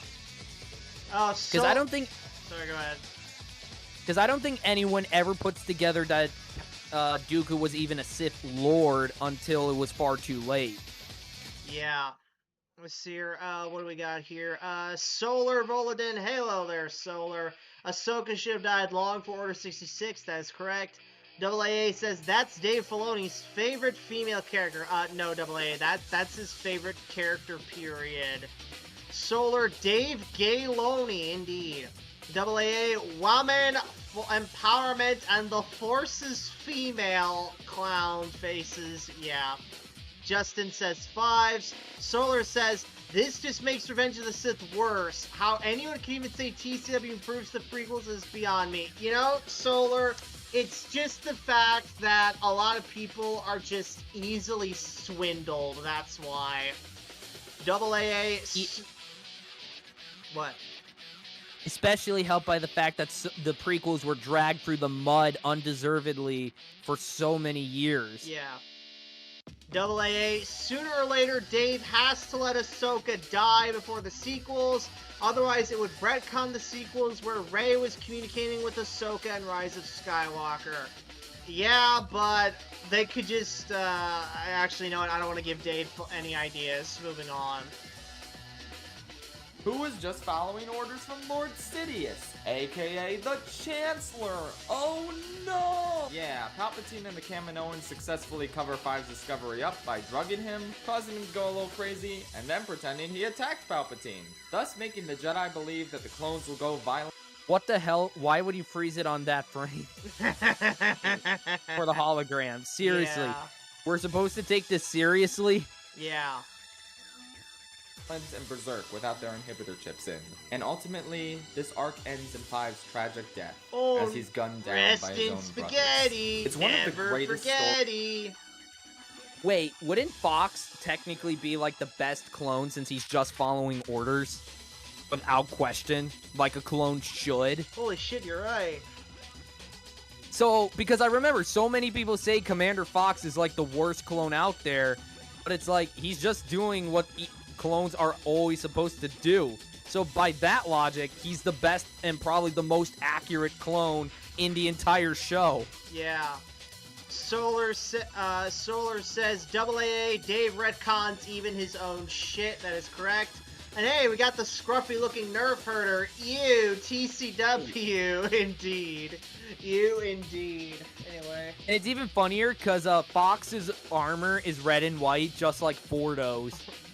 Yeah, fuck you. So a homage to the most badass clone in the entirety of Star Wars. Fuck that, he's the best Star Wars character. No, I'm just kidding. He is my favorite, though, yeah. He's one of mine. Yeah, alright. Alright, back to work. Clone Wars ever told, with an unprecedented sense of eeriness to the proceedings because of its inevitable outcome. We know 5's mission to warn the Jedi can't be successful, since Order 66 does eventually play out as Palpatine intended. So it's especially tragic to watch this story and see just how close the Jedi were to learning of Palpatine's plot. The existence of Order 66 at this point in the canon, bro, this doesn't make the fucking story tragic that they were this close to figuring it out and fucking didn't. It makes Palpatine look fucking lucky and stupid that his plan was nearly that easily foiled, and again, just sheer luck prevented him from being found. And in the EU, it wasn't like Order 66 itself was a secret. Every Jedi knew it was an executive order. Yeah. Solar says, thanks for the Warhammer book, by the way, Nerf Herder. Yeah, pretty much. Anyway. And by the way, I want to bring up something about Order 66 that I pointed out to one of my enemies, Mick Frozen Nuggets, on Twitter before I got blocked. Yeah. Order 66 is just like Palpatine. It's there right under the Jedi's noses. The instrument of their destruction. Sight. Yeah. It's right there, and they never figure it out until it's too late. Yeah. It's like narrative irony. Right. Or something like that. It's Yeah. brilliant. But the reverse is true even more so. This story does wonders to make Order 66 so much more compelling. No. By introducing the concept of the inhibitor chip, You know, bro. It doesn't make it compelling. You know, bro, a movie should, okay, even if I were to buy his premise that, like, this makes the movies better, a movie should not fucking rely on a cartoon show to make itself better. No, that's yeah, a piece of media should never have to rely on external media to be good. Yes. It reframes the clones as victims in Order 66. They never wanted to betray their Jedi generals, the heroes they fought alongside. I mean, for they years kind of and- were already victims in the original EU, specifically after Order 66, because the many clones that made it out were pretty much discarded in favor of, like, mass conscription, because they just got too costly to keep making. You know what I'm saying, Brandon? Yeah, because they didn't have, because Jango Fett's material was basically all used up. Yeah. So they had to get another guy to act as a clone template for half the army. Yeah. Let's see, what do we got here? Double AA says Solar. I know, he never admits to his own mistakes and just makes up shit. Speaking about Filoni. Scrubby looking nerf herder says, no problem to Solar for the Warhammer book. Scrubby looking nerf herder says, the inhibitor chip was made to fix a non-existent plot. No, nerf herder, it was made to fix the plot hole. The problem is, it was made to fix the plot hole Filoni made, so really, all Filoni did was make a bigger plot hole. So there you go. And to make things actively worse Yes. as a result. Double AA, I don't know what those emojis are. Solar... Another... Go on. Okay, hang on. I'll hang on.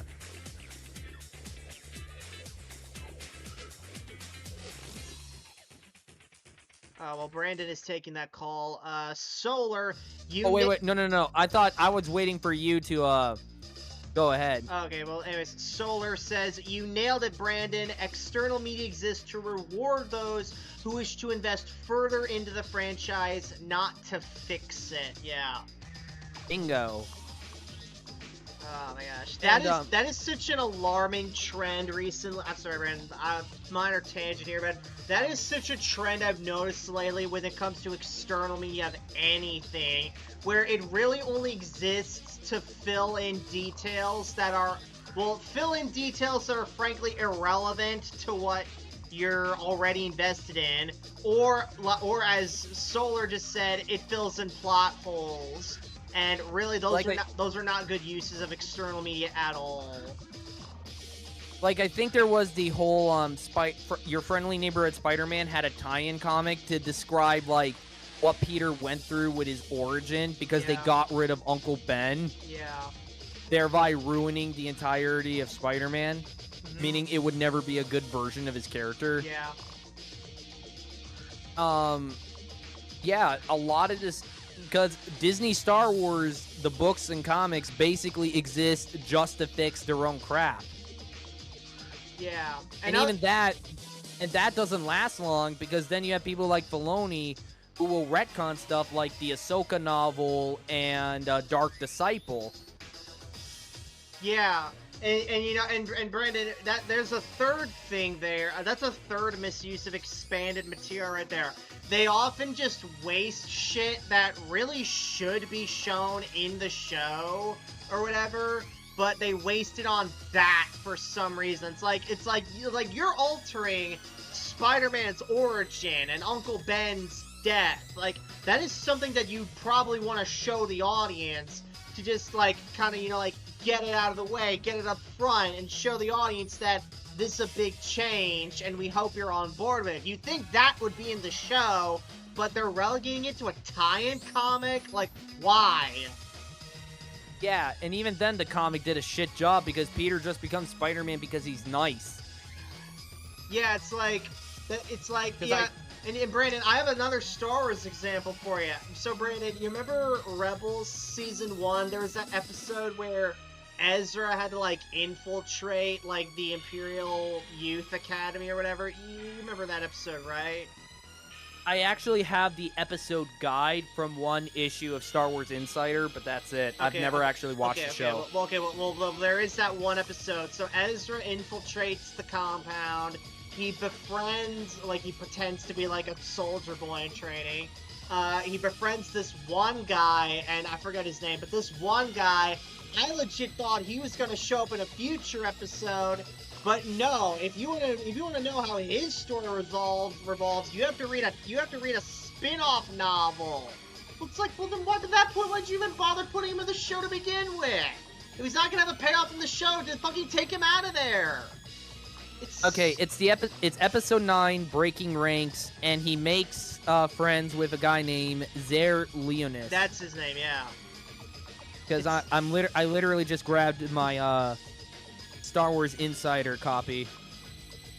Yeah. So it's like if you're not gonna resolve that in the show, just why'd you even put it in the show? For fuck's sake. Anyway, let's see what do we got here. Scrubby Looking Never says, didn't they retcon K2SO's origins? I vaguely remember a comic. Yes, they did. Solar confirmed that. Solar says, following in the steps of his daddy, Filoni. Yes. Gilroy is another one of those. It's like, remember, folks, all Star Wars media is meant to be equal and take each other into account when writing each other. Oh my gosh. Anyway. This is why the canon system. This is why the canon tiers were a good idea. Yeah. To keep things straight. Yeah. Also, one thing that's always bothered me about the inhibitor chips is, so does it only work for Order 66? Because if that's the case and the clones realize they just killed their Jedi generals, wouldn't they turn on Palpatine as a result? Yes. Or does that just make them blindly loyal for the rest of their lives? I don't know, like, man. it's not even proper. It's not even that explained. I don't even think Filoni knows. Let's keep going. Battle after battle, conflict after conflict. We've had 5 seasons worth of clones and Jedi working together and bonding. Hardly, because the show hardly is ever about the war afterwards. Yeah. So to know it all gets thrown away in a heartbeat once Palpatine flips the switch in their brains that causes this massive betrayal is just beyond heartbreaking. This arc also enhances the disturbing power of Order 66 through the use of 2 recurring lines. The first one being, good soldiers follow orders. A line that is stolen directly from the EU. Wait, it was? What? Where? Okay, it's from one of my, give me a second to pull it out. I'm literally dumping out all my volumes of Clone Wars Adventures right now. Yes. Republic Commandos is the story, and no, it's not that one. Give me a quick sec to okay, here we go. It's Clone Commandos. It's the last story of volume 4, and the entire point of the story is them following orders. Oh, no, wait. I think I got the wrong one again. Oh. Damn it. No, wait. I got it. Yeah, I got it. Because I flipped to the very end. It's actually the second to last story. They are not lined up well on the back cover. Right. It's literally the last line of the story. Because when the Clone Commando kills the Jedi in front of the survivor they rescue, they say, the Jedi were traitors to the Republic. We followed our orders, and we don't question orders. And then I think it's by a campfire that... Yeah, back there with the Spider Walker, you risked your life to save me, save women and children. Those were our orders, and we don't question orders. We're bred and trained to follow orders. Sometimes they're good, sometimes they're bad. Yeah, in a way, he kind of stole that line. Yeah. Sorry for that. Keeps repeating this line before and after killing his Jedi general, and it's so alarmingly cold and robotic. He seems entirely entranced as he says it, unable to form any other thought. All that matters to him is the order, the directive to kill all Jedi that he needs to follow in order to be a good soldier. And this one line is so perfectly indicative of the horror of Order 66 from the clones' perspective. Their free will, their ability to think for themselves at all, has been snatched away in an instant. They've been reverted back to their original programming, which necessitates pure obedience to every order without question. Wait a minute, their pure original programming? Well, then why the fuck did you give them the one where, like, they have... okay, if that's the case, then Why the fuck did you give them free will? It's like, oh my god, that's just so stupid. Original programming. It's like, just don't fucking reprogram them then. Just keep them at the original shit then. Why would you change that? Oh my god. I thought the Commonians were the best cloners in the damn galaxy. What original? Well now the bad guys just look stupid for even giving them a second shit in the first place. Oh my god, stupid. But the idea that these troopers we've grown to love over the course of this series were not only mere pawns in Sidious's quest for total galactic control, but completely unwitting pawns at that. Well, maybe not completely unwitting. The second recurring line in this arc is a reference to the mission, the nightmare in every clone's dreams. Tup speaks about it to Fives as he dies, and then Fives speaks about it to Rex during his own death. The revelation that the clones are all subconsciously aware of the Order is gut-wrenching. Deep in the back of their minds, they know it's coming one day, but they're powerless to stop themselves from carrying it out. The only escape from executing Order 66 is death. Tup and Fives express relief at finally being... Why don't all the clones just shoot themselves at that rate? Yeah. To prevent it from happening. Yeah, let's see what we got in the super chats. John says, screw CW, indeed. Scrubby looking nerve herder. The inhibitor chips only works in Disney Filoni canon. Makes no sense, though. Why have a slave army that's meant to be cannon fodder have independence and free will? Exactly. Scrubby looking nerve herder. Yes. It's two contradictory ideas. Scrubby looking nerve herder. Do they ever talk about the nightmares that Tup and Fives talk about? I don't know if Schaffrillas ever talks about it, and as for the show, I don't remember. Anyway. Probably not. Let's get back to it. Yep. free of the horrific nightmare, or rather, premonition of what their futures hold. If that doesn't bring a whole new angle of tragedy to Order 66, then I don't know what does. It fits in so perfectly without retconning anything. We can watch this scene knowing that Cody never... It contradicts a direct line from Attack of the Clones. It contradicts exactly how the clones were portrayed in the EU, you dumbass. Oh my god, fucking casuals, man. Fucking Christ. Oh my god. Alright, I'm back. Alright. Okay, let's resume. Yep. wanted to betray Obi-Wan and order him shot down. It was all the machinations of the chip. And I think somebody brought it up that in TCW, they're in a trance, but that you never see that in Revenge of the Sith. Nope.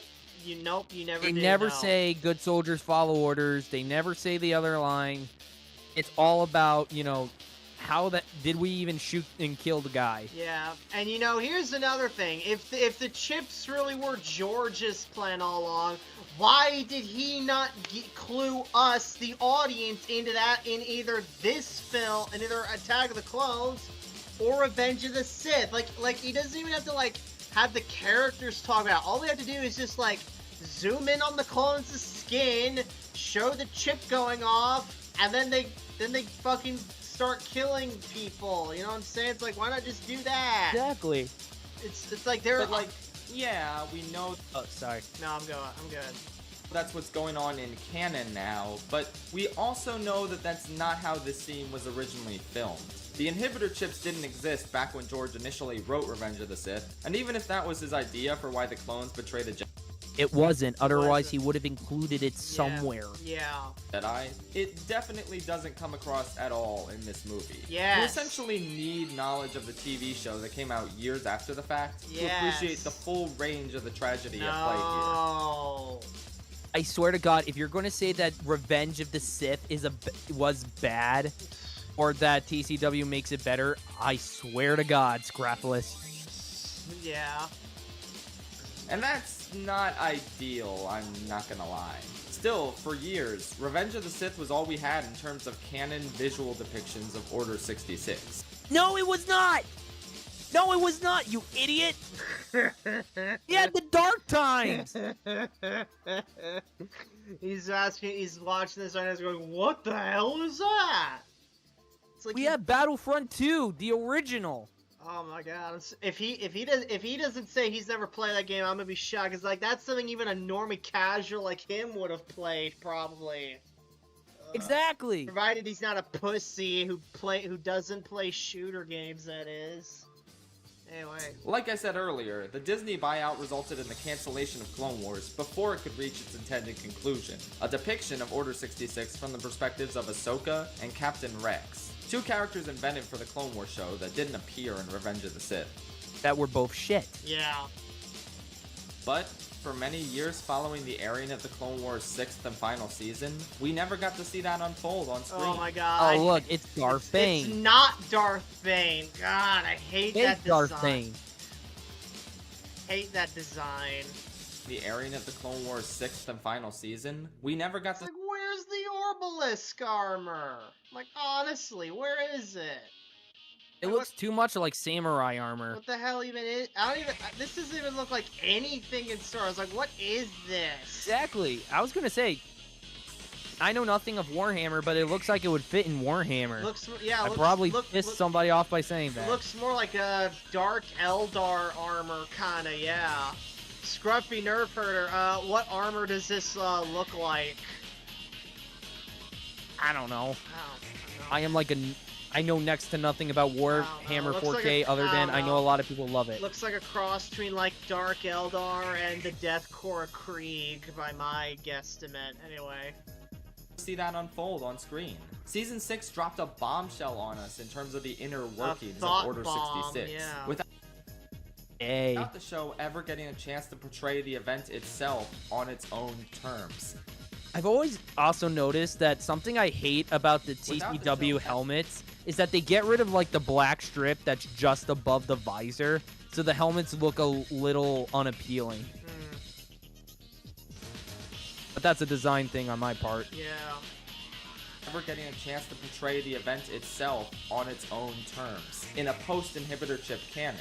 The idea of ever seeing new depictions of this tragic moment seemed entirely implausible, thanks in no small part to the franchise's new corporate overlords appearing to shun all prequel content in favor of hardcore pandering to the original trilogy.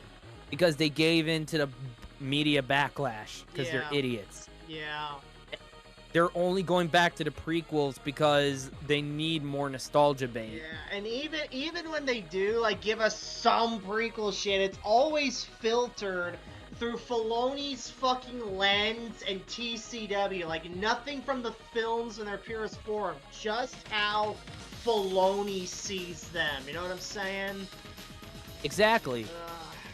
And sooner or later, they're probably going to do that, to go off on a side tangent. That's kind of what's been happening to the Sonic franchise as well. It's only going to be viewed through Ian Flynn's eyes rather than how it's been happened. How it originally happened, yeah. Anyway. It seemed like the end of Order 66's story. Good. Until it wasn't. Call it an altruistic miracle. Call it Disney finally waking up and realizing that prequel nostalgia pandering was just as lucrative as original trilogy nostalgia pandering. No. Call it, they decided to kick us while we were down. Yes. But whatever the reason, Disney epic announced that the new Clone Wars trailer. Would be Yeah, one sure, last pal. season, and in it, a Oh my chance god, to Jack finally Shepherd conclude from with its Lost? intended- What the hell? What? Did you see that? That was written by Jack Shepherd. Go back. Look at that. Is this what Jack Shepherd did when he got off the island?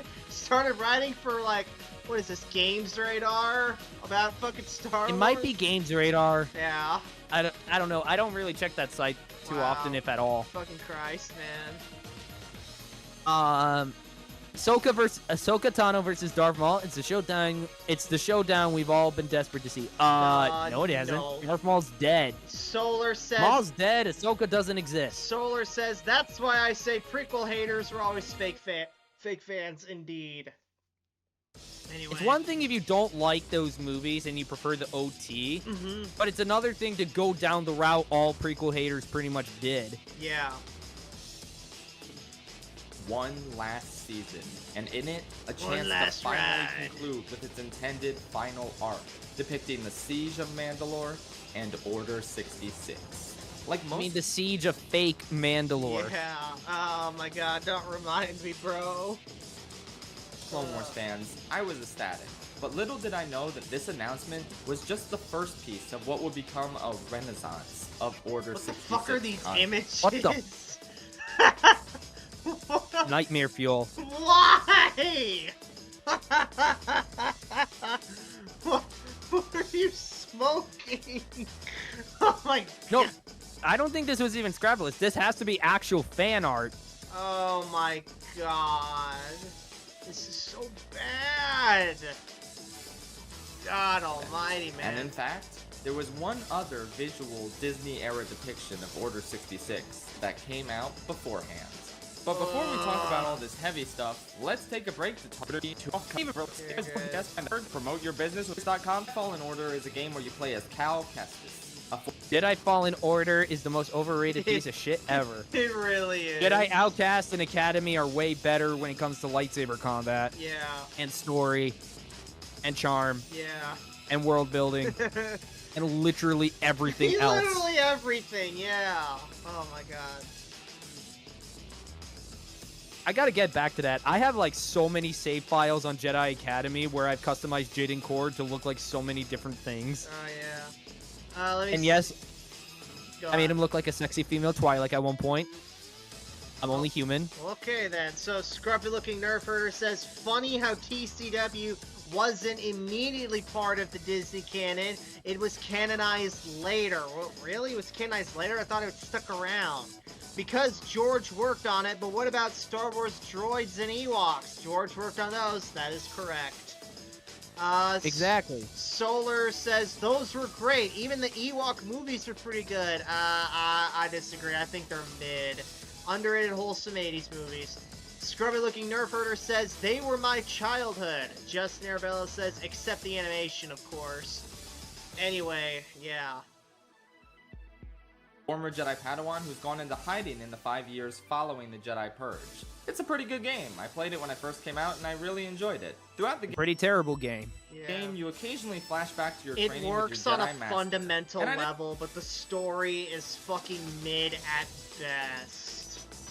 Not just the story, but it's like the lightsaber combat and the world just feeling more grounded rather than Yeah. fantastical. Yeah.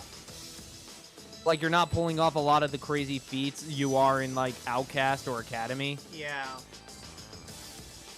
Didn't really think anything of it. I was like, oh, okay, that's a cute little flashback. Didn't seem necessary, but it was nice, I guess. Eventually, you get to this one flashback where you're vibing with the clones on the way to your training. It's cute to see Cal being friends with these guys. One of them even gives you a high five. How wholesome. You complete your How training. cringe. Also, I'm pretty sure they wouldn't send Padawans this young into a war zone. No. I don't think they even really did that in the original Clone Wars. I don't think so, no, bro. The only time I can really think of that is, like, the fucking Jabim arc in Republic, but that was a super special case. Anyway. Yeah. Which only makes Ahsoka even more stupid. Yeah. And make your way to your master, where everything seems A-okay. And Until then it happens. isn't. Master, are you okay? I actually gasped when I saw this part. It was Really? obvious they were building You up to this in the flashback gasped? scene. What? Okay then. Come on, even I knew it was coming. My guy, it was fucking telegraphed like that fucking. Oh my god. Oh my god. AA Disney Star Wars is not Star Wars. That is correct. Justin, yes, it's terrible. We got Mecha G75. Jeez, just let me enjoy my Star Wars without the retcons and agenda. Sorry, Mecha, not under Disney. AA. Not gonna happen. AA disgusted orange face, AA cringe, Solar, unless they're retconnies, DeviantArt OC, yeah. Scrubby looking nerf herder, weren't the ones on Jabim older? They looked older to me. Well, they were Padawans, so who knows how old they were. I certainly don't off the top of my head. But, yeah, I think they're around the same age. I have to go back and double check. It's been a while. Double AA with the what? Never mind. Double It's AA, not important. Double AA with the gasps. Double AA with another gasp. And New York, New York, Florida man, how you doing, you beautiful son of a bitch? Anyway, let's keep going. In hindsight, but somehow this just threw me entirely for a loop when I first played this. I saw these flashbacks as a chance to get some temporary relief from the horrors of Cal's current reality. But of course that didn't last. We all knew going into this game that it wouldn't. And yet, I never would have expected this game to suddenly throw me into the shoes of a young Padawan having to escape Order 66. Wait, so you saw it coming, yet you gasped. What the hell? Clearly a In my contradiction. opinion, this sequence is not only the best part of the game, but a far more compelling depiction of Order 66. If this is the best than what part of the Revenge game, Sith then it must be a offered. really mid-game. I mean, I must say. Yeah, a scripted chase sequence compared to literally running around a bunch of lifeless areas. Yeah. Part of that is due to the interactivity of it all, but you also have to give credit to the way it was built up to and framed. By making it clear that the clones are Cal's friends, it makes their betrayal sting all the harder. And by planting Sidious's hologram in the background of the scene, it better puts you into the shoes of these bewildered Jedi. Jaro to But the fact that, like, none of them actually react. Like, you see the clone getting the hologram and Cal doesn't question it. Yeah. Plus, Paul is having a terrifying... plus that clone, he didn't really look to be all trance-like in line with the inhibitor chips now, did he? Nope. No. vision, Very and Cal is sus. concerned if his master is okay. Neither of them even noticed that Palpatine's order is what initiated this. It perfectly reflects just how out of nowhere the whole situation was for the Jedi. Running through the halls of the ship in constant fear of the clones catching you, as you hear John Williams' brilliant Order 66 score playing over everything. This dude is doing a lot of shilling for John Williams this video. Like, he's brought up, this is like, what, like the 4th time he's brought up his music now? Yeah, it has to be. I mean, don't get me wrong, he's an awesome composer and whatnot, but like, man, bro, you are heaping way too much praise on Williams. It's like, oh, Williams totally elevates the damn scene. It's like, my guy, Williams is not doing heavy lifting. He's just giving it the appropriate score. All the heavy lifting on Order 66 is entirely George's doing. Ah. Right. Anyway. An indescribable feeling. It's made even more potent by the fact that we got to know Cal over the course of the game, heightening the emotional investment of his urgent escape. Speaking of Cal, his master, remember when Dave Filoni said that the Lasats were a new species in Star Wars, yet he got caught fucking lying? Oh my god. Oh, he did? He did! He said like, oh, the Lasats are a totally new species that are gonna debut in Rebels. That's a fucking lie. They most certainly did not. When did they debut? Let me look that shit up here. Hang on. I gotta go to Wikipedia for this. I'm so sorry. Hang on. I would have just used Google. Lasats. No, hang on. So the Lasats were a sentient species indigenous to the arid wild space planet Lasan. The appearance of the Lasat species is based on early concept drawings by Ralph McQuarrie for the character that would eventually become Chewbacca. They first appeared in the story Tatooine Manhunt, which was reprinted in Classic Adventures Volume 3. So yeah. Wow. Yeah. This guy. Guess Dave Filoni. Yeah. Guess this Dave Filoni, man. Let's see here. Even more. Solar. In the end, Hang on. Solar. Hello from Mexico, Mecca. Hello indeed, Mecca. Double AA with fake reaction. Yeah, Mecca. Fake reaction much? This is blatant scripted nonsense indeed. Double AA. No, it doesn't add any meaningful value to Order 66. Mecca. Order 66 was tragic enough. This is overdoing it.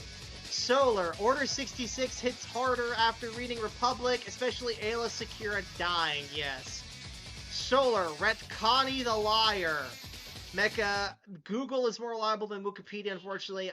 Yeah, but I will say this, it's at least reliable for keeping track of Disney's bullshit, what with Wikipedia being in Disney's pocket and whatnot.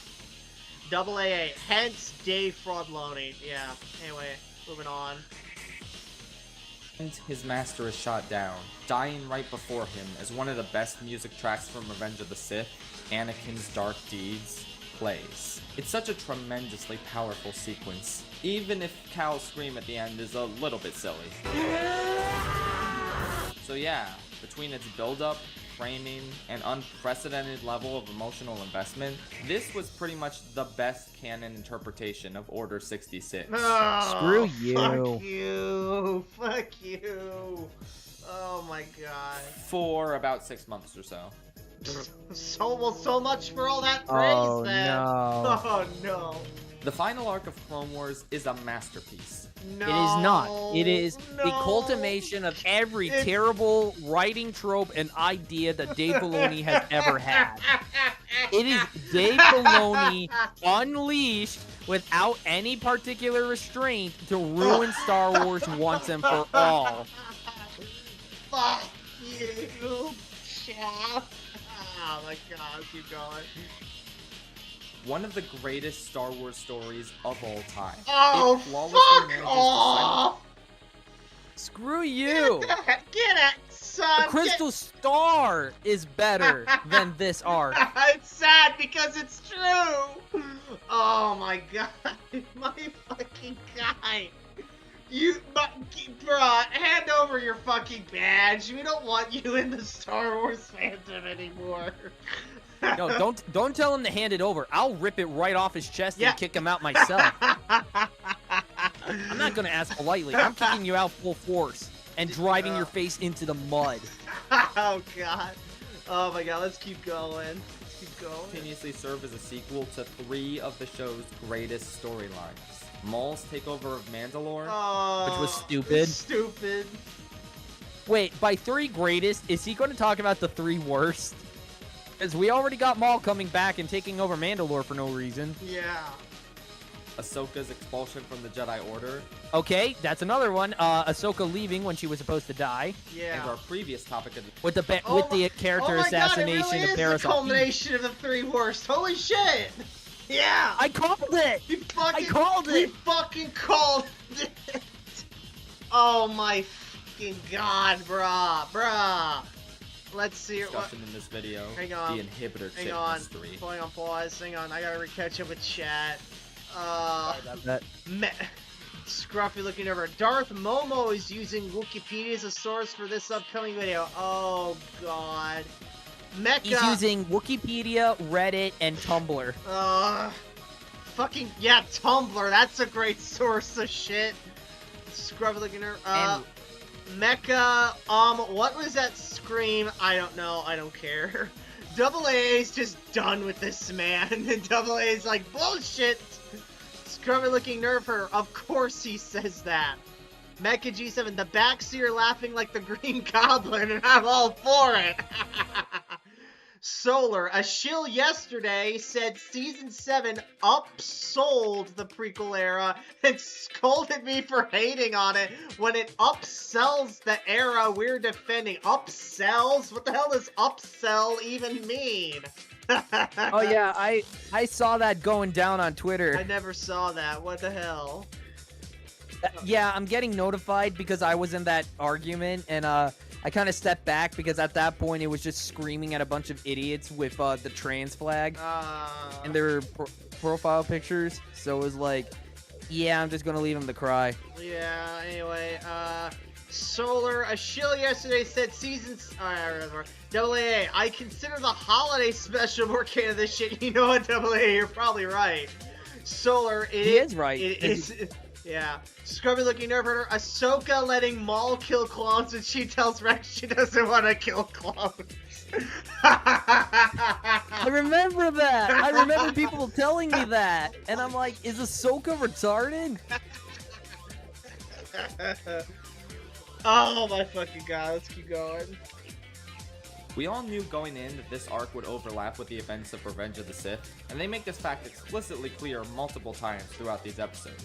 It's obvious throughout this siege of Mandalore, where Ahsoka's leading troops in an effort to capture Maul and free Mandalore from his influence, that these are indeed the end times. Yeah, because you're sending a freaking civilian leading troops when she has no reason to. Also, I just remembered, it's TCW still can't fit in fucking canon because it's like Ahsoka is like hinted at nowhere in Revenge of the Sith. It's like exactly. It would absolutely make sense for Anakin, Obi-Wan, Padme, Yoda, literally any Jedi who she grew super fucking close to in this show to not bring her up. It makes no sense for them not to. Ugh. The second episode in this arc, Maul appears to be in constant fear of something. Some sort of major shift in the power dynamics of the galaxy that ties back to Darth Sidious. Wait, so Sidious let Maul live for absolutely no reason? Yeah, it's like, yeah, cause like, apparently Sidious just never bothered to check if there was a chance his protege was still alive somehow. No, he goes to Mandalore and he fights both Maul and Savage Opress and kills Savage. Yeah. So it's like, why did you let Maul live? I don't know. We know what he's talking about, but Ahsoka and her allies don't. And that's one of the many reasons this arc is so potent. Because not only do we know that Order 66 is gonna happen sooner or later, but also, it's an event so horrifying that it has Maul, of all characters, constantly on edge. He really This seemingly shouldn't be, considering that this is like what he trained for under Sidious. Exactly, why is he suddenly defiant of Sidious? It doesn't make, I don't know, because like, oh, he left me to die or some bullshit like that. I don't fucking know.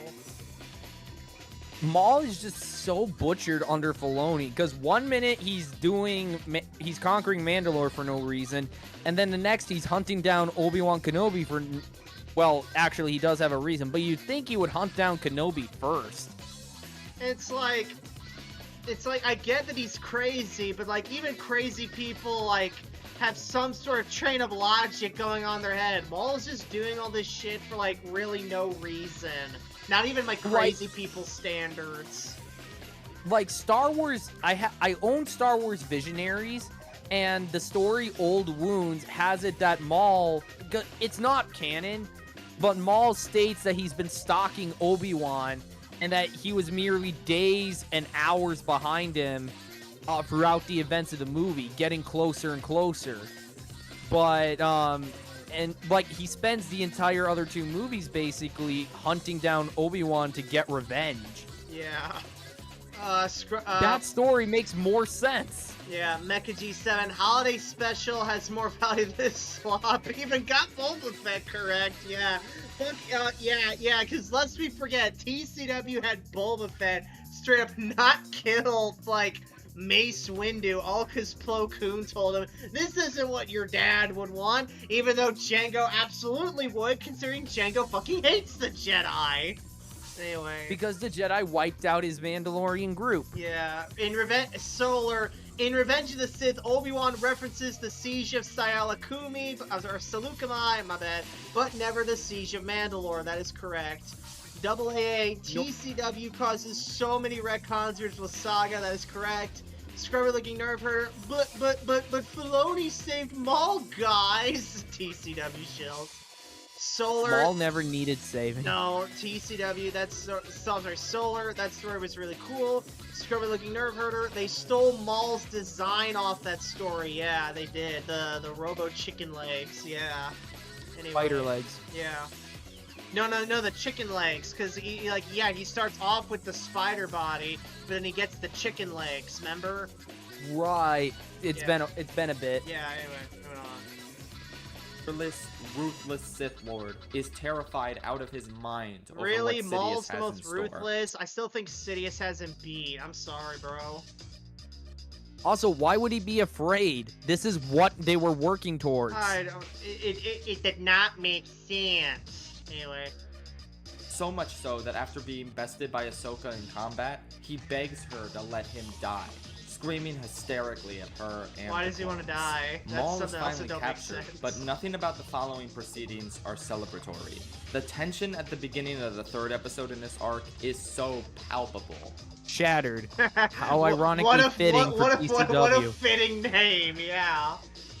We got this eerie, haunting music, paired up with these incredibly long takes. And throughout it all, you just can't look away.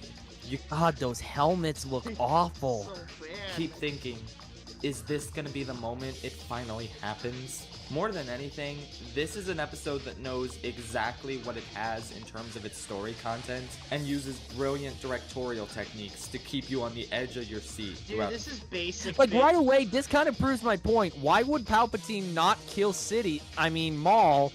Because this could happen. He could get captured. Also, it's also like clever directing techniques. Like, bitch, these are basic bitch camera techniques. Get the hell out of here. First 10 minutes. Ahsoka and Rex have a brief conversation reflecting on the war, and how despite all the horror and heartbreak it caused, at least it allowed the clones to exist, and for Rex and Ahsoka to be friends. And it's like, isn't that man, sweet? we know what's coming. The build-up here is... Oh god, it's that technique. I hate that writing technique. What technique? It's the writing technique where, to make an event supposedly tragic, they have to write a character saying, oh, we're the bestest of buddies and we're great friends together, and then the tragedy strikes. Yeah. Because they sort of do something like that in The Last of Us Part 2, where they set up the bad guy, the doctor from the first game, as like this absolutely great guy who loves his family and cares for animals and all this. And then you have the moment where Joel comes in and kills him. Yeah. See, It's that kind of cheap writing technique. Yeah. Because they want you, it's a cheap way to create some kind of drama and get an emotion out of the audience. But it's like, this should be built up over the course of the story rather than being something, you know, you just suddenly be like, oh, we're all buddy, and then immediately the trauma strikes. Yeah, let's see here. Mecha G7, Boba Fett got screwed over so hard, yep. AA, me taking a fat wad of shit is considered more canon than Dave's TCW. Yeah. Mecha says Maul wants out of the Disney canon. I don't blame him. If I were in the Disney canon, I'd want out too. AA. Skippy the Jedi droid is more canon than any of this. Yes. AA, palpable. Solar. Imagine a black Jedi and the clones showing up with their helmets doing blackface. My family would probably like that if Ant is to be believed. Yeah, anyway, moving on. Even more heartbreaking than it was in Jedi Fallen Order, because in that case, we only just got to know Cal, and we don't know the clones that betrayed his trust. But here, we've had a whole series getting to know Ahsoka and Rex. We know what they've been through together. We know how much they trust each other. And yes, due to the existence of Star Wars Rebels, we know it ultimately will work out for them in the end. So, which immediately kills everything about this scene and takes away the tragedy of it all. Yeah, way to go, Filoni. Your show prior to this ruined the finale of the show you didn't finish. But that doesn't lessen the supreme power of this one paradigm-shifting moment. Bro, you're getting Yes, it does. Because you know that the two of them are going to make it out okay. Bruh, you are getting way too emotional over this shit. Ooh. Shafe. It's like he sounds like he's about to, he's tearing up reading this out loud, you know what I'm saying? Oh, dear God. Execute Order 66. The way Rex's pupils dilate, as if he's been possessed. The way he shakes and drops his helmet to the ground. The way he resists the chip's programming just long enough to tell Ahsoka to find Fives and uncover the truth. Why don't the other two troopers in the back shoot her? Exactly. Because if it's like a form of widespread mind control, then you'd think all the clones would immediately drop what they're doing and, you know, shoot. Right. But they don't. Plot armor. Also, wouldn't Rex know that Fives is dead? Yeah, he Or- should. I don't know. It's been a while since I watched it. Of this done with no music. Just eerie silence before the chip finally forces him to shoot, resulting in the same blaring tragic music we heard as Cal mourned his master. If this is the case of Rex being able to resist it long enough to warn Ahsoka, why didn't Commander Cody do that in episode 3? Yeah. Or any of the other clones for that matter? It's almost as if the inhibitor chips never Makes no existed. sense. Yeah.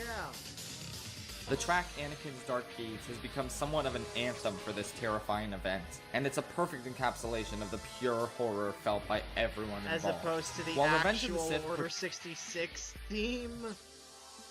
The actual Order 66 theme is awesome. Yeah.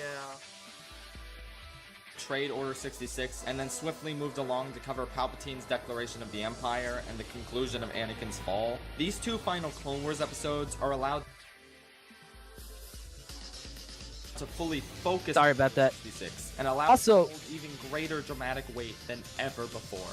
Also, quick thing I want to bring up is that at no point do I think the clones ever called the Jedi traitors to the Republic, because that is initially what Order 66 is about preventing. Yeah. The Jedi committing treason, but On that gets paper, at completely least, omitted. yeah. Mecha G says, I remember Skippy, what a legend indeed. Mecha G, I read the book Skippy also made an appearance in Attack of the Clones. Wait, he did? What? That doesn't seem legit. Skipping the Jedi droid? Yeah, that doesn't seem I don't think legit. R5 actually showed up in that. Hang on, let me Google it. Let me look this shit up. Skippy. R5D4. D4. Oh, he what? He is. He is in Attack the Clones. Huh. Really? What is. scene? I don't know. It just says he's in it. Let me hang on. Let me double check here. Because if that's the case, then George just made a fun reference to a non-canon story. Yeah. Let's see here. R5D4. I'm reading through. I don't know. It doesn't say on Wikipedia what scene he's in. It just says he's in it. I guess it's like a background cameo. Probably. Anyway, Solar, even Han Solo crashing on Earth, getting killed by Native Americans, Chewbacca fleeing and becoming Bigfoot, and Han Solo finding, and Indiana Jones finding the remains is more canon than this shit. Yeah. That is how you do a crossover. AA, OMG, again, he glazing the music from John Williams to make Season 7 good, indeed. Mecha G, there's a difference between genetically modified to follow orders and inhibitor chips. Yes, there is. Scrubby Looking Nerfer says TCW shills will say that there is no difference, indeed. Anyway. Because they're retards. Yes. After Ahsoka learns the truth, she captures Rex and removes his inhibitor chip, meaning we not only get a Jedi's reaction to this event, but a freed clone's as well. And seeing such a stoic and strong character like Rex cry at the thought of having to kill his brothers is just brutal. Wait, so she saves Rex, but screw all the other clones. Yeah. Wow, what a way to be friends with them, I guess. That's not even mentioning how the animation on the clones is specifically designed to be more robotic once the chip it's kicks the in. exact Or the same as it insane always is. They're not they don't move robotically in Revenge of the Sith. No. dramatic irony of the helmets depicting Ahsoka's markings now belonging to unwitting, mindless drones forced to shoot her down. Oh god, these helmet designs just look awful. Yeah. Even this main guy's looks bad. Like why that's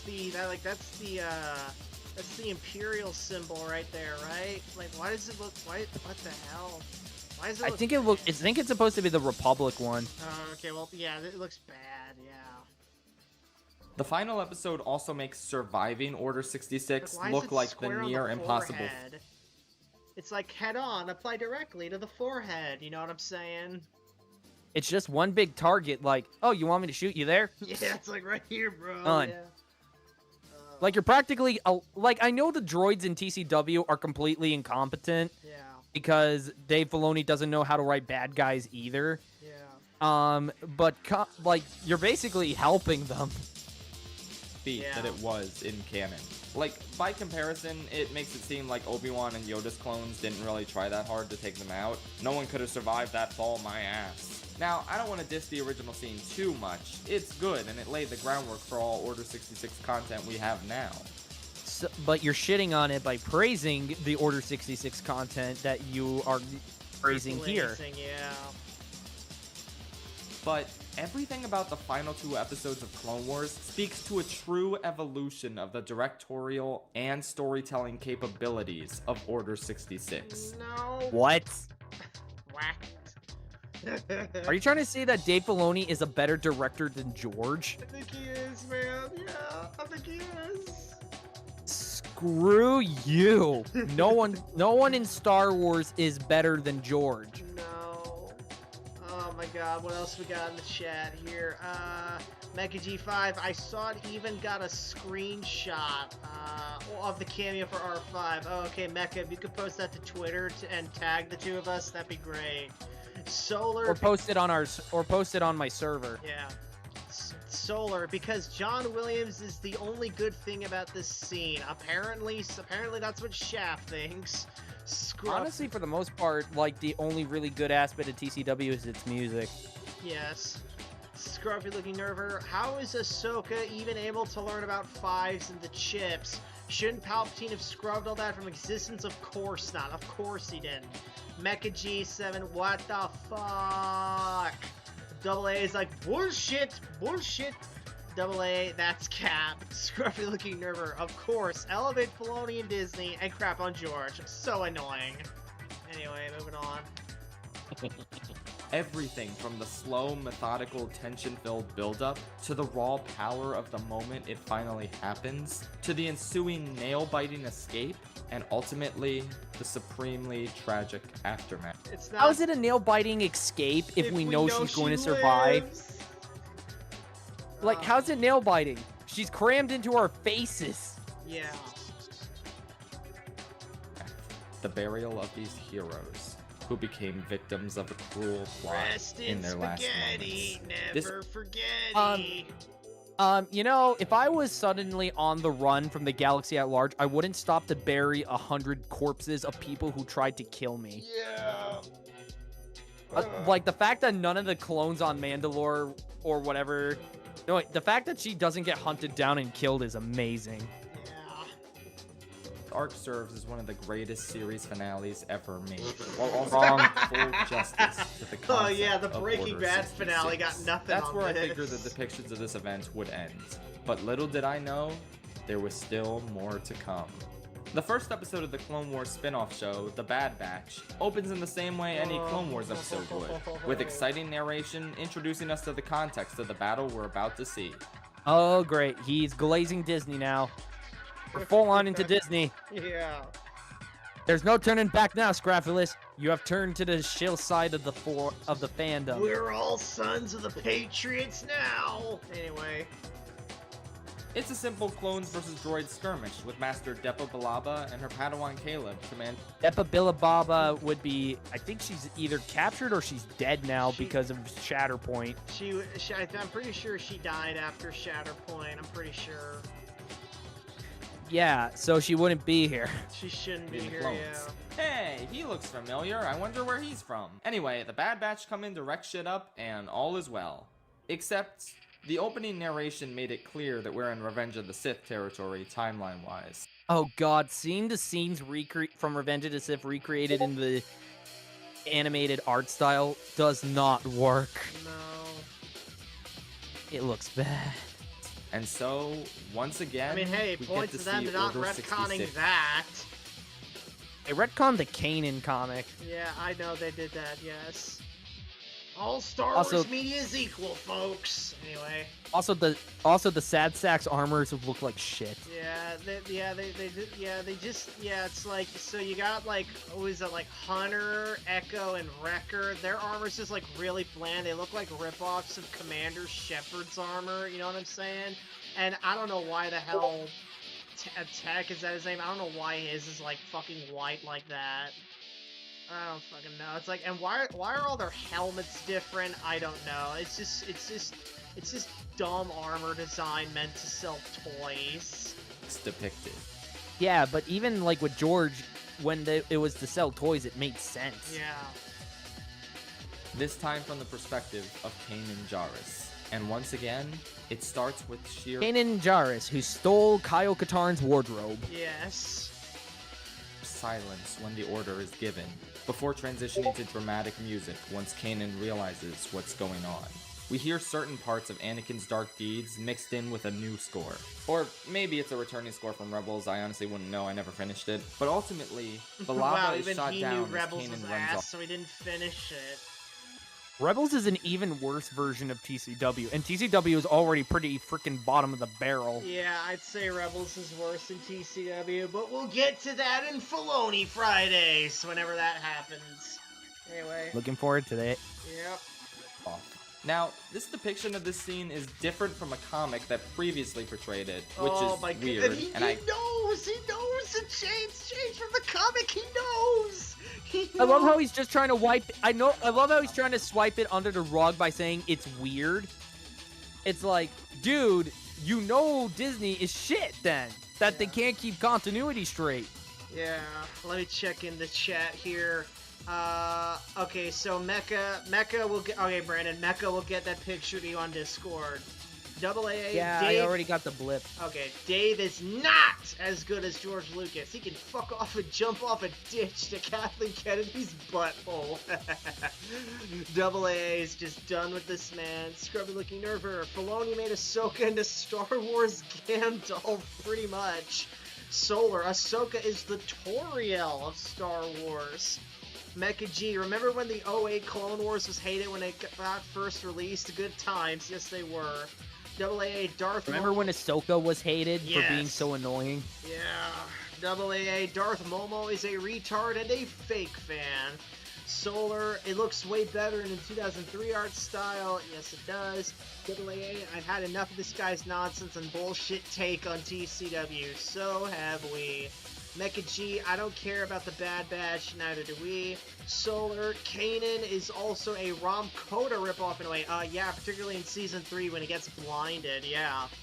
Mecha G, Oh god. Mecha G, You're right. this is where the real fun begins. AA, hashtag authentic. Mecha G, sarcasm. Anyway, moving on. A bit better, but I also just wanted to stick to the main visual interpretations of Order 66. Oh wait, he admits that the Kanan comic did it better. He admits it. Way to go, praising Filoni there, pal. For this video. Ultimately, both versions of how the scene failed went at being down a are Filoni great and enhance the faithful. scenes in Rebels, where Kanan has to be reminded of Order 66 and all the pain, betrayal, and heartbreak he felt. Back to the Bad Batch. They're, oddly enough, let me play just as Kanan a confused song as Jedi. on the world's smallest violin here. Why does this helmet have literal freaking binoculars? Glasses. He has glasses on top of his glasses. I don't know, man. Cause Tech has got like that super autism from what I hear. Like because remember the Bad Batch all have like mutations in them that make them like unique or whatever. And Tech I thought the Kamonians were the best damn cloners in the galaxy. Yeah, apparently they let these guys slip through, and Palpatine is like, oh no, these guys are too good to waste, keep them around. But Tech's mutation is that he has super autism. Anyway. They don't know what Order 66 means, and they He's want to like go help Bars Kanan. from Sentinel Except Comics. for Crosshair, who fires at Kanan and repeats those chilling words, "Good soldiers follow orders." It's such a potent way to reveal that Crosshair's inhibitor chip is actually working, even while the rest of the Bad Batch's chips Why seem to isn't be he broken. acting like the rest After of the Kanan clones, manages then? to Because somebody get a comic writer on that right away. Yeah. Somebody get a comic writer on that so Filoni can ignore said comic writer, yeah. escape thanks to Hunter covering for him, the Bad Batch is called back to Kamino, where they notice all the clones acting strange, cold, robotic. The Bad Batch try to make sense of why the clones turned on Master Balaba, and I find this conversation so compelling because it's our first glimpse at how clone troopers, with their original personalities and values God, Wrecker before is the such a inhibitor chip retard, wipes man. those Not out, even funny. would react to Order 66. I'm sure any of Hunter's the other just clones we met over the Rambo. course of the previous series. What? Hunter is just Rambo. Wrecker's such a fucking retard, and like Echo's just boring, man. The Bad Batch just suck. Anyway. Wait, Echo, as in the character. the pale skinned clone with the attachment on his head. Yeah, that guy. He's boring as all hell. I thought there was another clone named Echo from PCW. That's him. Echo like apparently like survived and became a member of the Bad Batch. Let me see here. Let me catch up with chat. AA, the Disney shows. It doesn't retcon anything. Even if it does, we enjoy the dumb stuff and we love it. Fucking chills, yeah. Mecha G, the Bad Batch are an insult to autism and I'm autistic. Same. AA, good soldiers follow George Lucas's era. Yes. Solar, question. In the real canon, is it always raining on Kamino? Yes. It is? Okay, well there you go. Solar. Yeah, it's basically a good majority of their weather.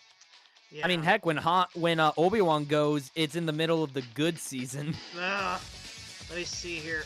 Solar, the Bad Batch is a Delta Squad ripoff. That is correct. Mecha G, retarded is too tame for this one. Oh, speaking of Delta Squad, this show butchered Scorch. Oh, don't remind me. Let's keep going. These would have similar conversations if their programming allowed for it.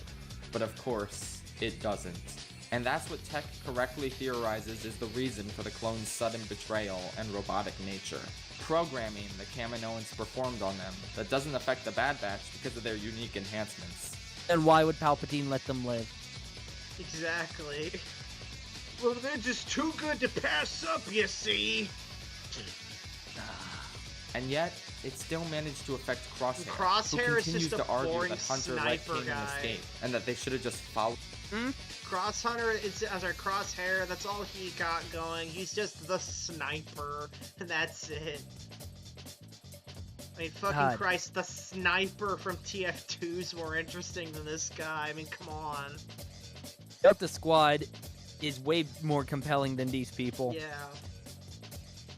Orders without questioning them. It makes for such a compelling conflict between a half-brainwashed clone and his non-brainwashed comrades. Again, a whole really? new angle Come to view. on. Bro, the you're Order either 66 from. brainwashed or you're not. There is no half. Christ, man. Exactly. That's about it in terms of discussing the Bad Batch. The inhibitor chips do have lasting consequences in later episodes, but we pretty much covered everything surrounding Order 66 in this show. Anyway, Oh, and of course, we got Omega. Let's keep going, man. We're almost done, man. We're just 3 minutes away. that seems like it should be it in terms of modern Order 66 interpretations, right? Good. No, idiot. We have to talk about everyone's favorite show. The Book of Boba Fett features an entire episode mostly dedicated to Luke Skywalker training Baby Yoda. If that And why is it a show about Boba Fett then? Or what is it doing in a show that is supposed to be about Boba Fett? Oh, Boba Fett. Let's keep Body going. shoot me. That doesn't tell you what a gigantic cluster this show was, I don't know what will. Well, but at this least he episode admits it's features a bad. flashback. Yeah, well, he thinks Cad Bane is better than Boba Fett, so... Okay, never mind. Screw him again. Anyway. Grogu has to Order 66. There's not really a whole lot to say here, it's just clones shooting Jedi from Grogu's perspective. It's interesting to see how he suppressed this traumatic memory for so How the many hell years. is he even able to And I feel remember all like this? He's a fucking baby, man. Like, I'm pretty sure babies Exactly. of Yoda's species aren't this fucking intelligent right from the get-go. we might see more of this flashback in the future, since we still don't know who saved him from the Jedi Temple. Oh, this was made before we got the Ahmed Best cameo Yeah. in Season 3. Yeah, you can tell because So that guy in I the guess middle that's ain't an Ahmed indication Best, that new yeah. interpretation. Versions of Order 66 are gonna keep coming out. We've had 4 in the past 4 years, and the more new Star Wars stories get told, the more angles we'll potentially get to see for this paradigm-shifting event. And we're already sick of it. Yes, please, no more. You're beating it into the ground. It's no longer emotional. No more Order 66 scenes. Pretty much, yeah. So now let's bookend things and return to that original scene from Revenge of the Sith. Please. It's still the same scene as it was back in 2005, but it really does feel much more meaningful and significant these days. No, it does not. No. It feels less impactful. Yeah. Now when I watch it, I'm invested in the characters dying and the ones being forced to carry out the order. Oh, really? Plus, Okay, what's the story of that one guy? Go ahead, you're invested in their story. Go ahead, bro. What's his story? Oh my god, let me catch up on chat real quick. Solar, thank goodness I never saw it. Seems Scorch being Butcher would have turned me to a dark side abomination. Oh my gosh. Mecha G. Oh god, no, not Delta Squad. Nobody is safe. That is correct, Mecha G. No one is safe. Mecha G, if it came to a battle with maximum gear, who would win? EU, Boba, or Cad Bane? Come on, do you really have to ask, Mecha G? We all know the answer. Solar, they want new Star Wars stories. Read the goddamn EU, or in their language, Wedgins. Yeah. Anyway, let's keep going, Brandon. Only see the Jedi on screen, but I picture Ahsoka, Cal, Kanan, Grogu, Rex, Jesse, all the new characters we've grown to love over the years since this movie came out. And therefore, you're showcasing the permanent damage that this show caused, because if you're going to be thinking about all of these fake characters or fake interpretations of characters when you see that scene, then you are a fake Star Wars fan and have no place in this fandom. Yeah, where's Das Janier? Where's Ferris Olin? Where's Kakruk? Oh, right, nowhere. Anyway. Who all suffered at the exact same time. Don't get me wrong. All this supplemental material enhancing the story being told in this movie doesn't automatically make the movie itself better. But it does make the viewing experience better and more impactful. And I can't help but get emotional with this scene nowadays. I mean, it's a well-constructed scene, even if you hate the movie overall and you don't have the context for all the new Order 66 material. The cinematography and editing are really strong, the music is beyond phenomenal. It's a good, strong scene. Definitely not the best depiction of Order 66 in the entire series. It's the best. Nothing tops it. The movie that started Order 66 doesn't have the best.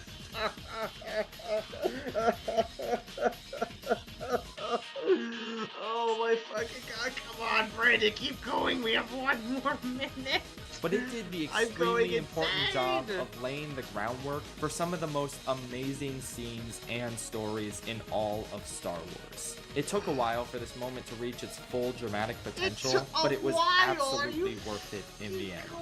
And like I said, this might not even be the end for Order 66. I can't wait to see what other horrific, compelling depictions of it we'll get in the future.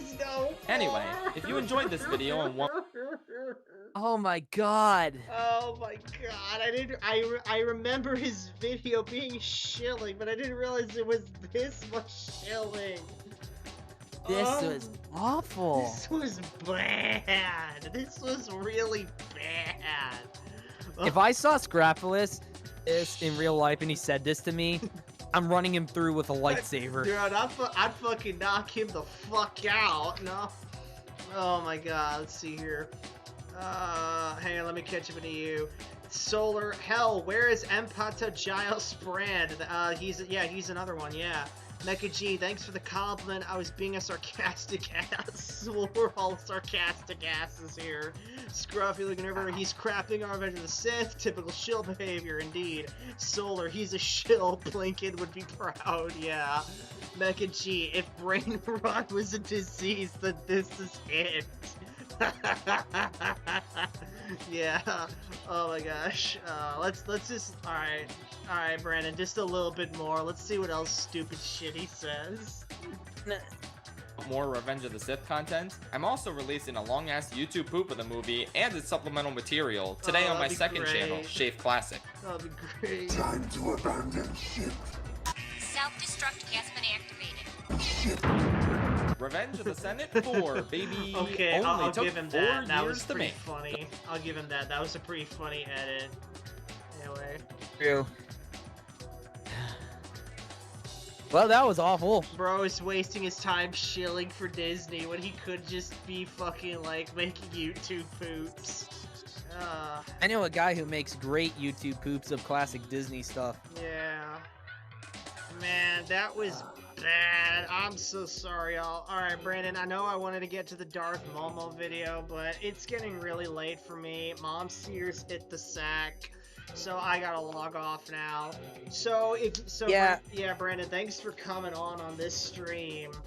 Absolutely. I loved being here. Yeah. If you ever want me to join up again, I'll have to look at my schedule and I'll let you know. Yeah, I might be doing another one. I might be doing another stream tomorrow. I was thinking about doing some Louise Julie shit or something. I don't fucking know. But I'll have to think about that when we get to it. So if you guys enjoyed the... Hang on. Apologies if this wasn't clear, but the Bulba versus Bane was serious. Oh yeah, Mecha G, I know you weren't being serious. So anyways, if you guys enjoyed this stream, please give it a thumbs up. Comment below what you thought of the stream. Subscribe if you want more streams like this. And we'll see you guys next time in the backseat. Take care!